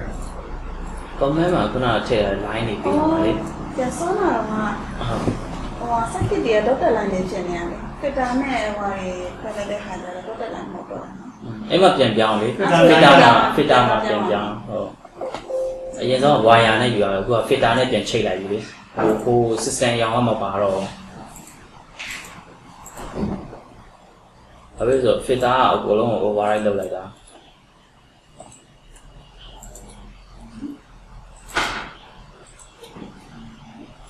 အနေနဲ့မပြရဘူးနော်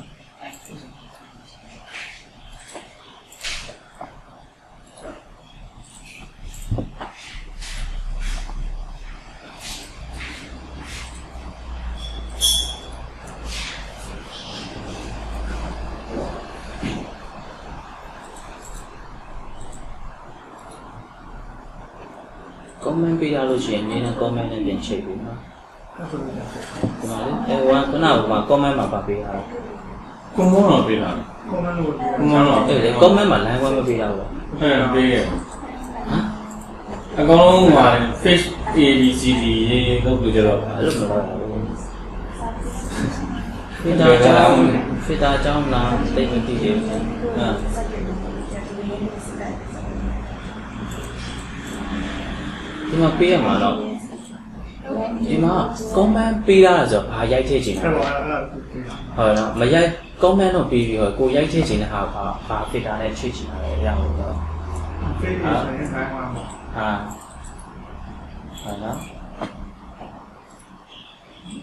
အဲ့ဒါဝါယာပဲမဟုတ်လားဝါယာ ဟို comment ကွန်မွန် comment ဆိုတာဒီ property ထဲမှာ comment ထဲမှာကိုလိုရိုက်ထည့်တာဟာ အဲ့ဒါ A1 ရိုက်ထည့်လိုက်ဆိုအဲ့ဒါမှာ filter နဲ့ချိန်တာနောက်မို့ဆိုမချိန်ဘူး อ๋อဟုတ်ပြီခုနကကျွန်တော်တို့အမီနဲ့ပေးထားခဲ့တာဗောနော်အမီနဲ့ကာလာကိုယူထားခဲ့တာ filter ကြောင့်တိတ်မနေနေတာ filter ပြန်တော့ ဒီတာလေးပိတ်စီ ဟုတ်အဲ့နော်ကျန်တဲ့ဘာကိုနည်းနည်းလုပ်ကြည့်လိုက်နော်လွယ်ပါတယ်သိလားတိတ်မခက်ဘူးနော် ချက်လက်သိကြလား ဟုတ် ဆမ်းချိတ်ရ အေးချက်လေး comment မှာပြန်ရိုက်ထည့်နော် ဟုတ် ကျွန်တော်နည်းနည်းရှင်းဆက်သွားလိုက်မယ်ဟုတ်ပြီအဲ့ဒါပြီးလို့ရှိရင်ကျွန်တော်တို့ကရရနော်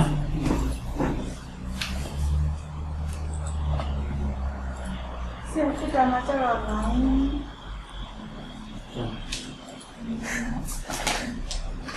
ဆရာဖစ်တာမှာကျတော့ဒေါက်တာလိုင်းနဲ့ filter မှာ dotted line အဲ့မှာတွေ့လားတွေ့ရနော် အမှပြန်ပါ ဟုတ်ပြန်ပြင်ရမှာ system ကဒေါက်တာလိုင်းဟုတ်တော့ မဟုတ် filter က override လုပ်လိုက်ပြီခုန system အရောင်ဟုတ်ရနော်သူ့အရောင်သူ့ခဏကမပါလာတော့ဘူးfilter မှာပဲသွားပြင်ရမှာဒီမှာကြည့်ကြည့်ဒီမှာ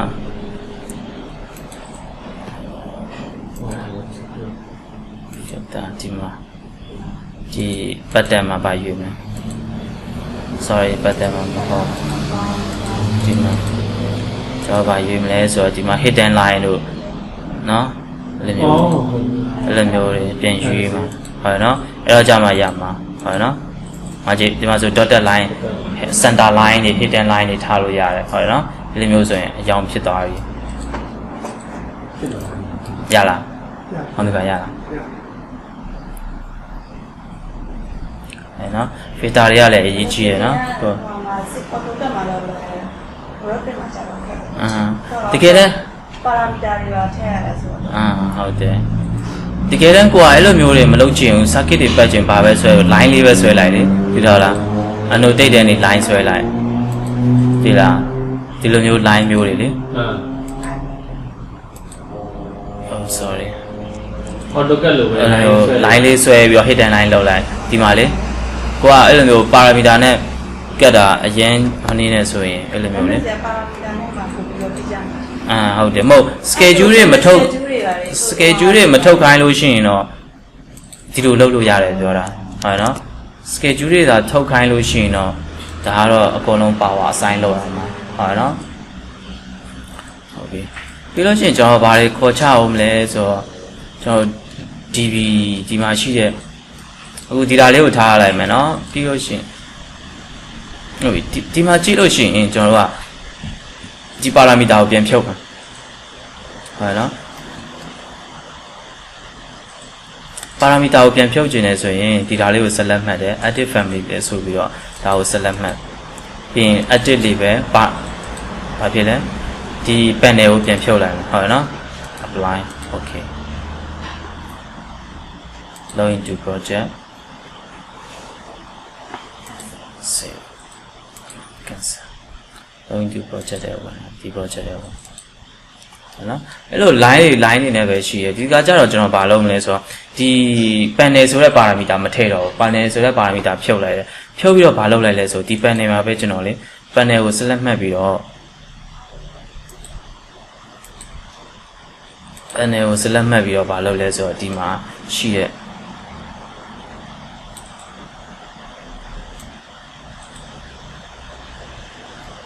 ဒီမှာ circuit name မှာကျွန်တော်ဘာလုပ်မလဲဆိုတော့ prefix နေနဲ့အရင်ရှိထားမယ် circuit ရဲ့ဘာဖြစ်လဲ circuit ရဲ့ prefix ကိုဘာဖြစ်လဲ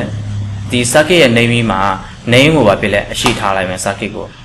နော်ပြီးလို့ရှိရင်ဒီကောင်ကဘာထားမလဲကျွန်တော်က prefix ပြီးတာနဲ့ဘာဖြစ်လဲဒီ slash လေးခံလိုက်မယ်ဟုတ်ရနော်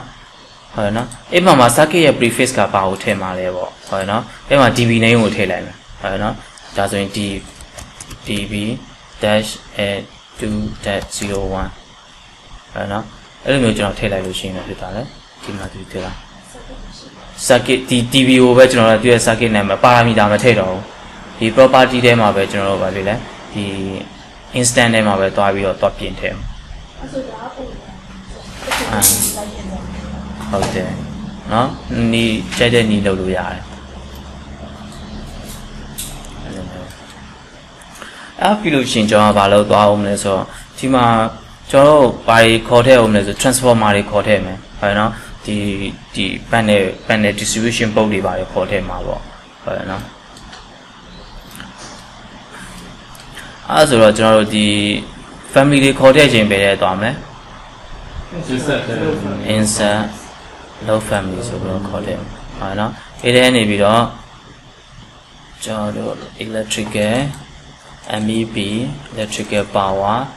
distribution ဒီကနေ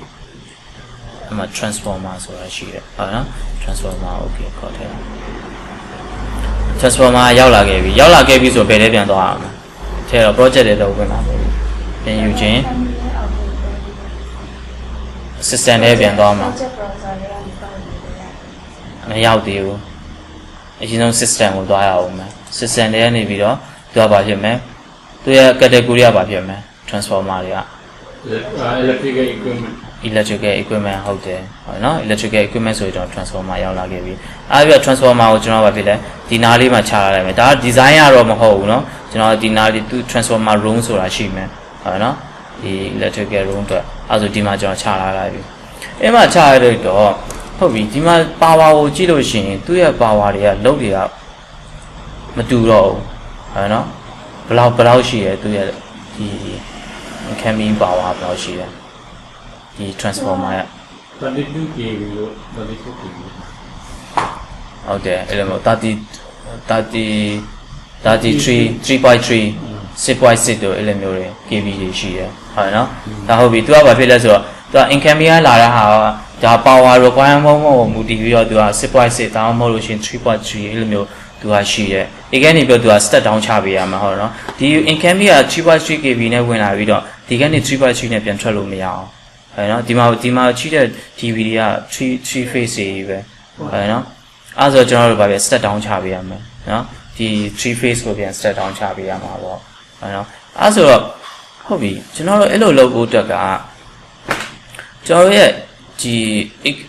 electrical setting ထဲမှာကျွန်တော်တို့ပြီးရဘက်တော့ diffuse system ရဲ့ကျွန်တော်ဒီ voltage termination နဲ့နေပြီး diffuse system ကျွန်တော် create လုပ်တယ်ဟုတ်နော်ဒီ voltage termination ကိုပြီးရဟိုနေတော့ဆိုဘာပဲလုပ်ခဲ့လဲ 3 phase နဲ့ single phase ပဲလုပ်ရသေးတယ်အခု transformer သွင်းတာတော့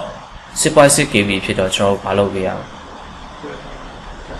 voltage termination မှာ create လုပ်ပေးရမယ်အဲ့ဒါမှဒီ power assign လုပ်လို့ရမှာ power ကနောက်မဟုတ်ဆိုရင် assign လုပ်လို့ရမှာမဟုတ်ဟုတ်နော်ဒီမှာရှိတဲ့ power သူ480 voltage အဲ့ဆိုရင် power assign လုပ်လို့ရအောင်မဟုတ်ဟုတ်နော်အဲ့ဆိုကျွန်တော်ဘယ်သွားရမလဲဘယ်ထဲမှာသွားပြင်ရမလဲဘယ်ထဲမှာသွားပြီးတော့ create လုပ်ပေးရမလဲဒီ voltage termination manage နဲ့ပြီးတော့ electrical setting ဟုတ်နော်အဲ့ကနေပြီးတော့ပဲဖြစ်တယ် voltage termination ကိုကျွန်တော်လုပ်ပေးရမယ်ဒီမှာကြည့်ကျွန်တော်ဘာရှိလဲ 6.6 ဆိုတာမရှိဘူးဟုတ်နော်အဲ့ဆို project မှာ apply လုပ်လို့ရမှာမဟုတ်ဘူးအဲ့ဆိုတော့ကျွန်တော်အရင်ဆုံး add ထည့်မယ်ဒီဘာလုပ်မယ်ကျွန်တော်ကို 6.6 6600ဟုတ်နော်6600ဒါဆိုတော့ value ကဘယ်လောက်ဖြစ်မလဲ6600ပဲဟုတ်နော် set down ကိုကျွန်တော်က plus or minus 100ထားမယ်ဟုတ်နော်6500ဒီက6000နဲ့900ဟုတ်နော် voltage definition ပြီးရင်ဘာလုပ်မလဲ distribution system မှာကျွန်တော်အဆိုပြီးတော့ဒီမှာဘာဖြစ်မလဲ 6.6 kV /400 နော်ဟုတ်နော်ပြီးလို့ရှိရင် phase ကဘာ phase ဖြစ်မယ်3ဒါ y ဖြစ် data y လုပ်မယ်ပြီးရင် y အားဘယ်နှချောင်းလဲ4ချောင်းဒါဆို line to line ဘယ်လောက်ဖြစ်မလဲ line to line ဘယ်လောက်ဖြစ်မလဲဟုတ်ပါလား incoming လေ line to line อ่ะ line to line လာမှာလေ6000ချောင်းဖြစ်သွားပြီးတဲ့နောက်ကိုပြောတာset down မဖြစ်ခင်ပေါ့ဒီဟာက line to line ကိုလာမှာလေ line to line ကတော့သူကဖြစ်လဲ6600အပြည့်လာမှာလေဟုတ်လား line to ground မှာပဲပါဖြစ်မယ်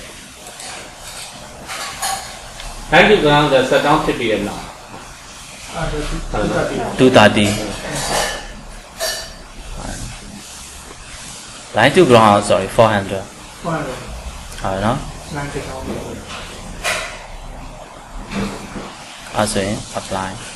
အဲ့ဆိုဒီတာလေးကိုကျွန်တော်သွားပြီးတော့လုပ်မယ်ပြီးရင် active family တွေဝင်ပြင်မှာပေါ့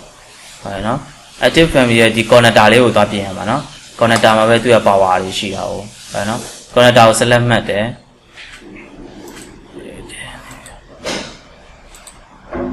အဲ့မှာကြည့်တော့ကျွန်တော် voltage ကဘာဖြစ်နေလဲ480ဟုတ်နော်480က voltage ကသူက associated parameter နဲ့ချိန်ထားတယ်အဲ့ကိုကျွန်တော် click လုပ်လိုက်ပြီးတော့ဗာလုပ်မယ် primary voltage နဲ့သူက primary voltage ရှိတယ် primary voltage ကဘယ်လောက်ဖြစ်ရမလဲ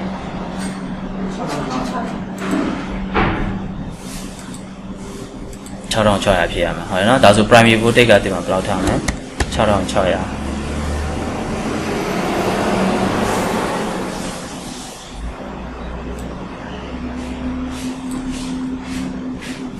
6600line okay အဲ့ဆိုတော့ပဲ project လေးပြန်ခေါ်ရမယ်ဟုတ်နော် log into project ဒါကို select မှတ်တယ် select မှတ်ပြီးတော့ distribution system မှာပါဖြစ်မယ်ဒီမှာ distribution system မှာပါလာခဲ့တော့ okay view ရနေပြီ face property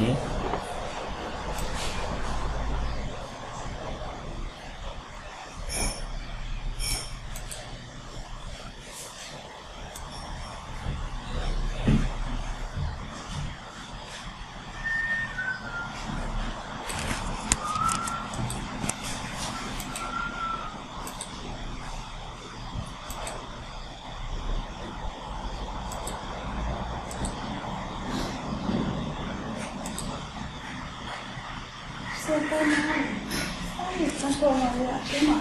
ရှိဘူးပြေးမှာပေါ့ ဟုတ်တယ် အခုဒီဆရာထားတာ S ဆိုတာ switch လုပ်လို့ပြောတာအားကြောင့်ကျွန်တော်ပြောင်းလို့ရတာဖြစ်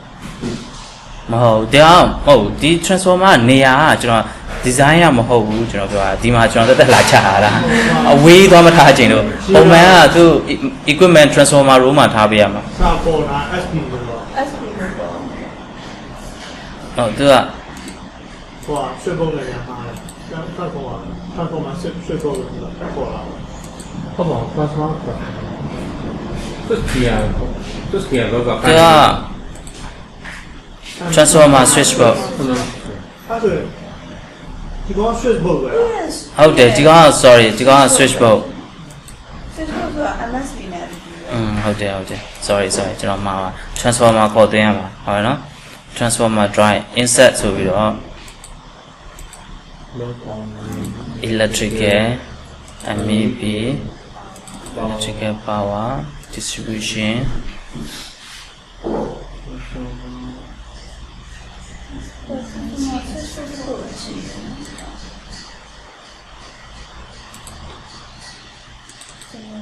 ဟောမှာဒီမှာဟာနော် sorry ခုနကကျွန်တော်မှာဒီတာကိုယူခေါ်ထည့်လိုက်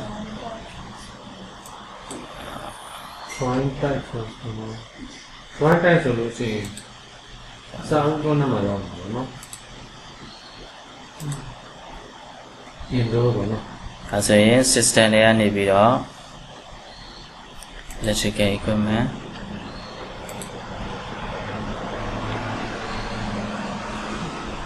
ဒီမှာကျွန်တော်လောက်ယူမယ် လာပေစပီးအဒီ 3.3 ပဲ30k လာတိတီ နော်အဲ့လိုကြောင့်ဒါလေးကို select မှတ်တယ် active family တွေဝင်မယ်နော် family ဒါလေးကို select မှတ်တယ် view ရဲ့ကျွန်တော် property ပျောက် voltage ကဘယ်လောက်လဲ480အဲ့မှာသူ့ရဲ့ primary voltage ဟုတ်နော်ဒီထဲကိုပြန်ဝင်တယ်ကျွန်တော်ဒီ family တိုက်တယ်မှာပါတော့ပြင်မယ် primary voltage ကို6600ထားလိုက်ဟုတ်နော်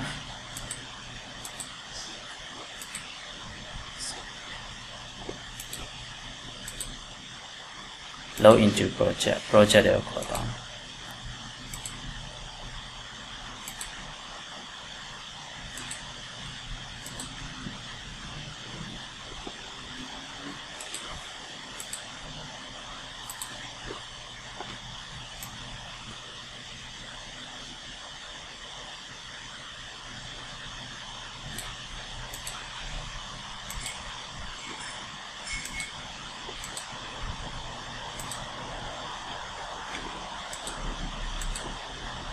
ဘာဖြစ်လို့ voltage ကမပြောင်းတာလဲ active family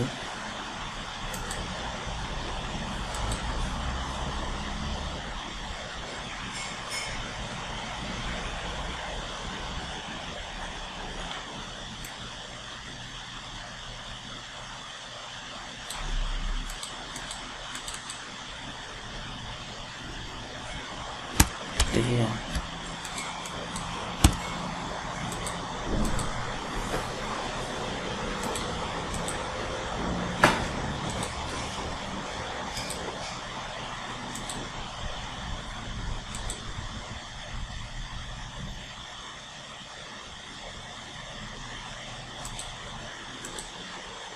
mechanical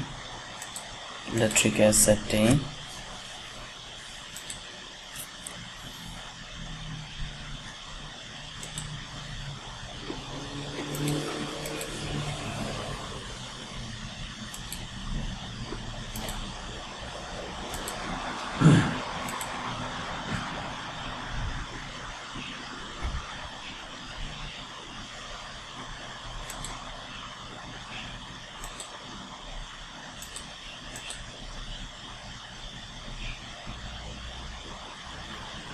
distribution ကြတော့ဆရာလေးဟိုကန်ရဲဟုတ်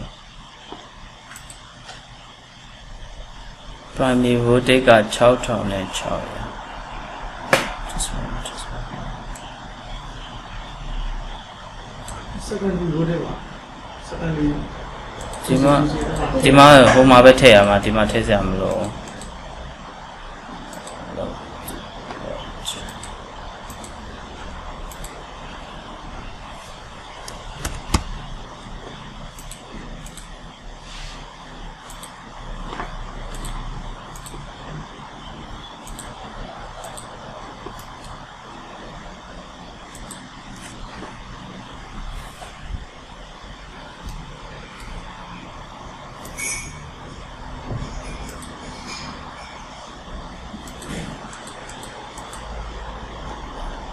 ဆိုရင် manage တယ်နေပြီးတော့ checks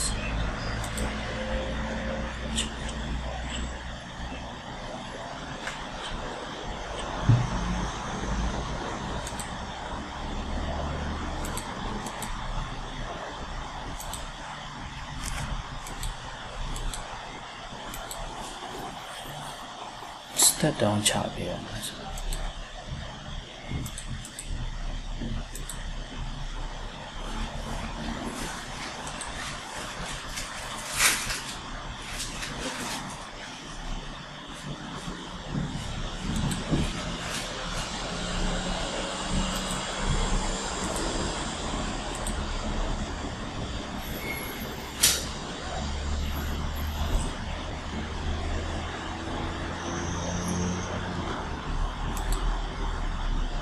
primary road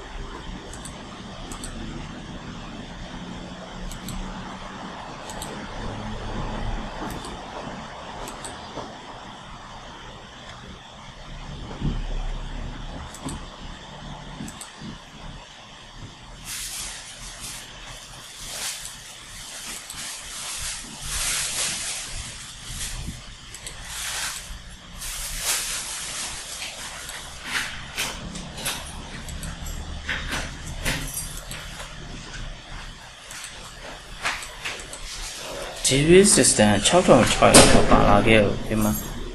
ပုံမှန်က6600ဒီမှာရှိရမှာ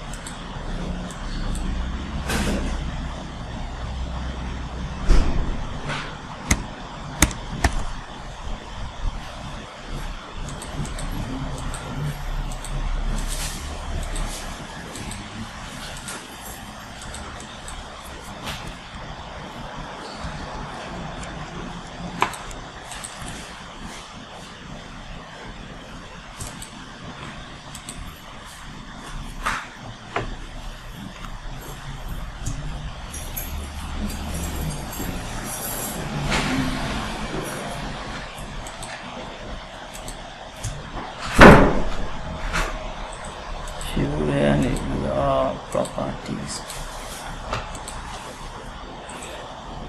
ဟုတ်ပြီနော်ဒီမှာကျွန်တော်တို့6600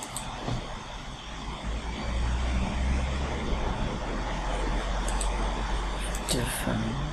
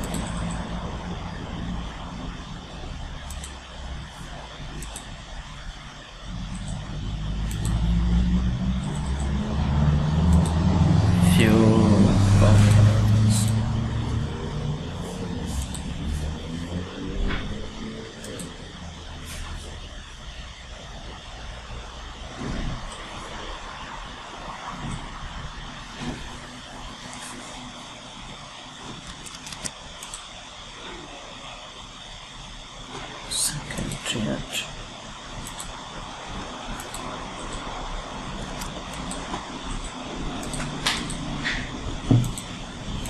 secondary က3006,600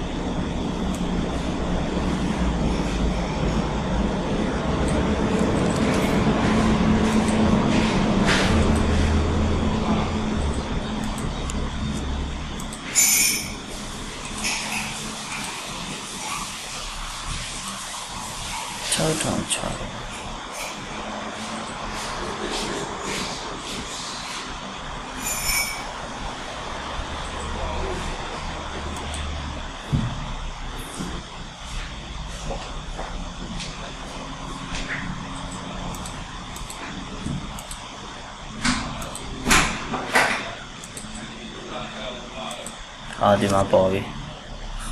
ဘယ်နေရာလဲဆိုတော့ကျွန်တော်ဒီမှာဒီ electrical setting ထဲမှာ manage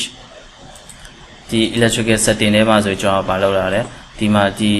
voltage termination ရပြီလေ6600ဒီကောင်ကတော့ပုံမှန်ပဲ distribution system မှာကျွန်တော်ဘာလို့ line to line က6600ဟုတ်နော်အဲ့ဒါမှဒီ distribution system မှာကျွန်တော်6600ပေါ်မှာဟုတ်နော်ဖြစ်တဲ့ကြောင့်ကျွန်တော်ဒါလေးကို select မှတ်တယ်ပြီးရင် distribution system ဘာလုပ်လဲ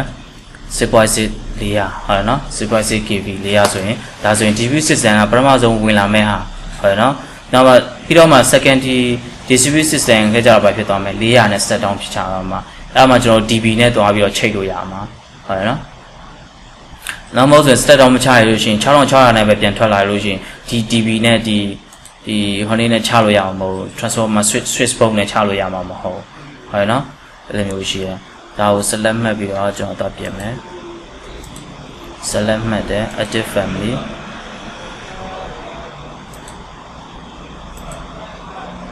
သူ့ကိုဘယ်လောက်ထားသူက400 primary voltage low into project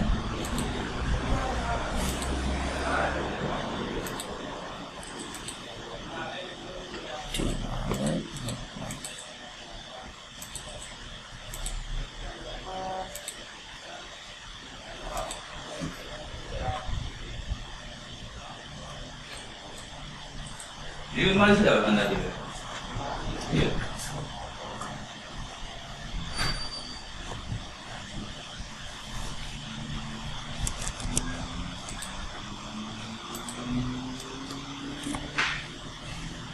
Insert of your low family, job electrical, MEP, electrical power distribution. And circuit breaker switch box ဟုတ်နော်ဒီဟာလေးကိုခေါ်ထည့်မယ်ဒီ switch box ကို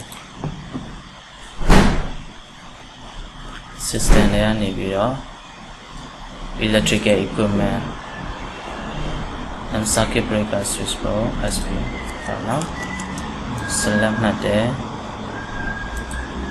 အားပြီးတော့ family တွေဝင်ပြင်မယ်နော်ကျွန်တော်တို့ဒီ voltage တွေကမတူဘူးသူစီက voltage တွေကကျွန်တော်တို့လိုချင်တဲ့ voltage မဟုတ်ဘူးအဲဆိုတော့ကျွန်တော်မှာsign of this property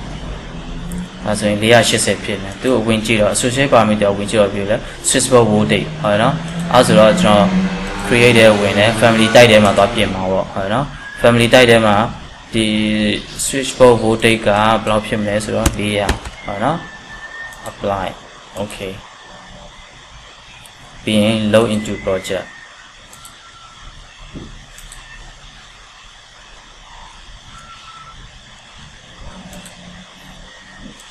ဒီမှာပြလဲ400ဆိုဖြစ်သွားတယ်ဟုတ်နော်ကျွန်တော်တို့လိုချင်တဲ့3 phase လိုချင်တဲ့3 phase ခုနက480သူတို့သူစီက default အနေနဲ့ပါလာပြီပါတဲ့ဟာတွေပေါ့အဲဆိုကျွန်တော်ဗာပြောရချိန်လို့ရပြီဒီကနေပြီးတော့ 6.6 ကနေပြီးတော့ set down ချမယ်400လောက်ဝင်နေမယ်ဒီကနေပြီးတော့ local panel တွေကိုသွားမယ်ဟုတ်နော် DB တွေကိုအဲဆိုတော့ဒါလေးကို select မှတ်တယ်ပြီးလို့ရှိရင် electrical circuit select panel ပေါ့ဟုတ်နော် select panel ဆိုပြီးတော့ကျွန်တော်တို့ဒီတာကိုလည်းဗာပြလဲswitch box ဆိုပြီးတော့လည်းပေးလို့ရတယ် select panel ဆိုပြီးတော့အဲ့လိုမလုပ်ခင်မှာကျွန်တော်ဒါလေးကို name သွားပေးလိုက်မယ် view ထဲကနေပြီးတော့ဖြစ်တယ် user interface property အဲ့ဒါနေပြီးတော့ဒီ name ကိုကျွန်တော်ပါပေးလိုက်မယ်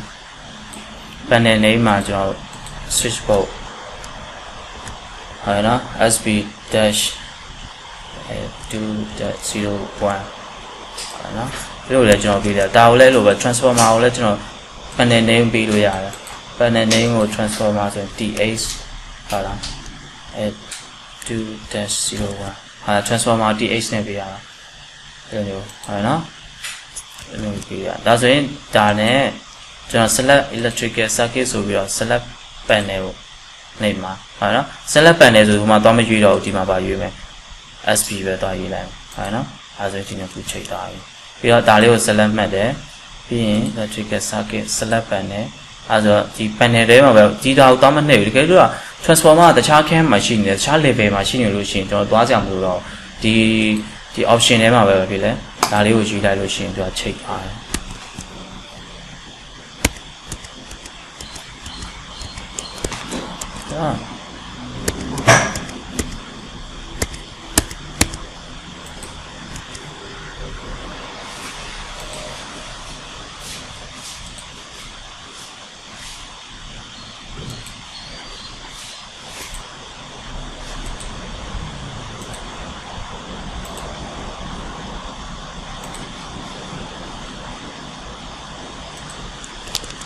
မပြတော့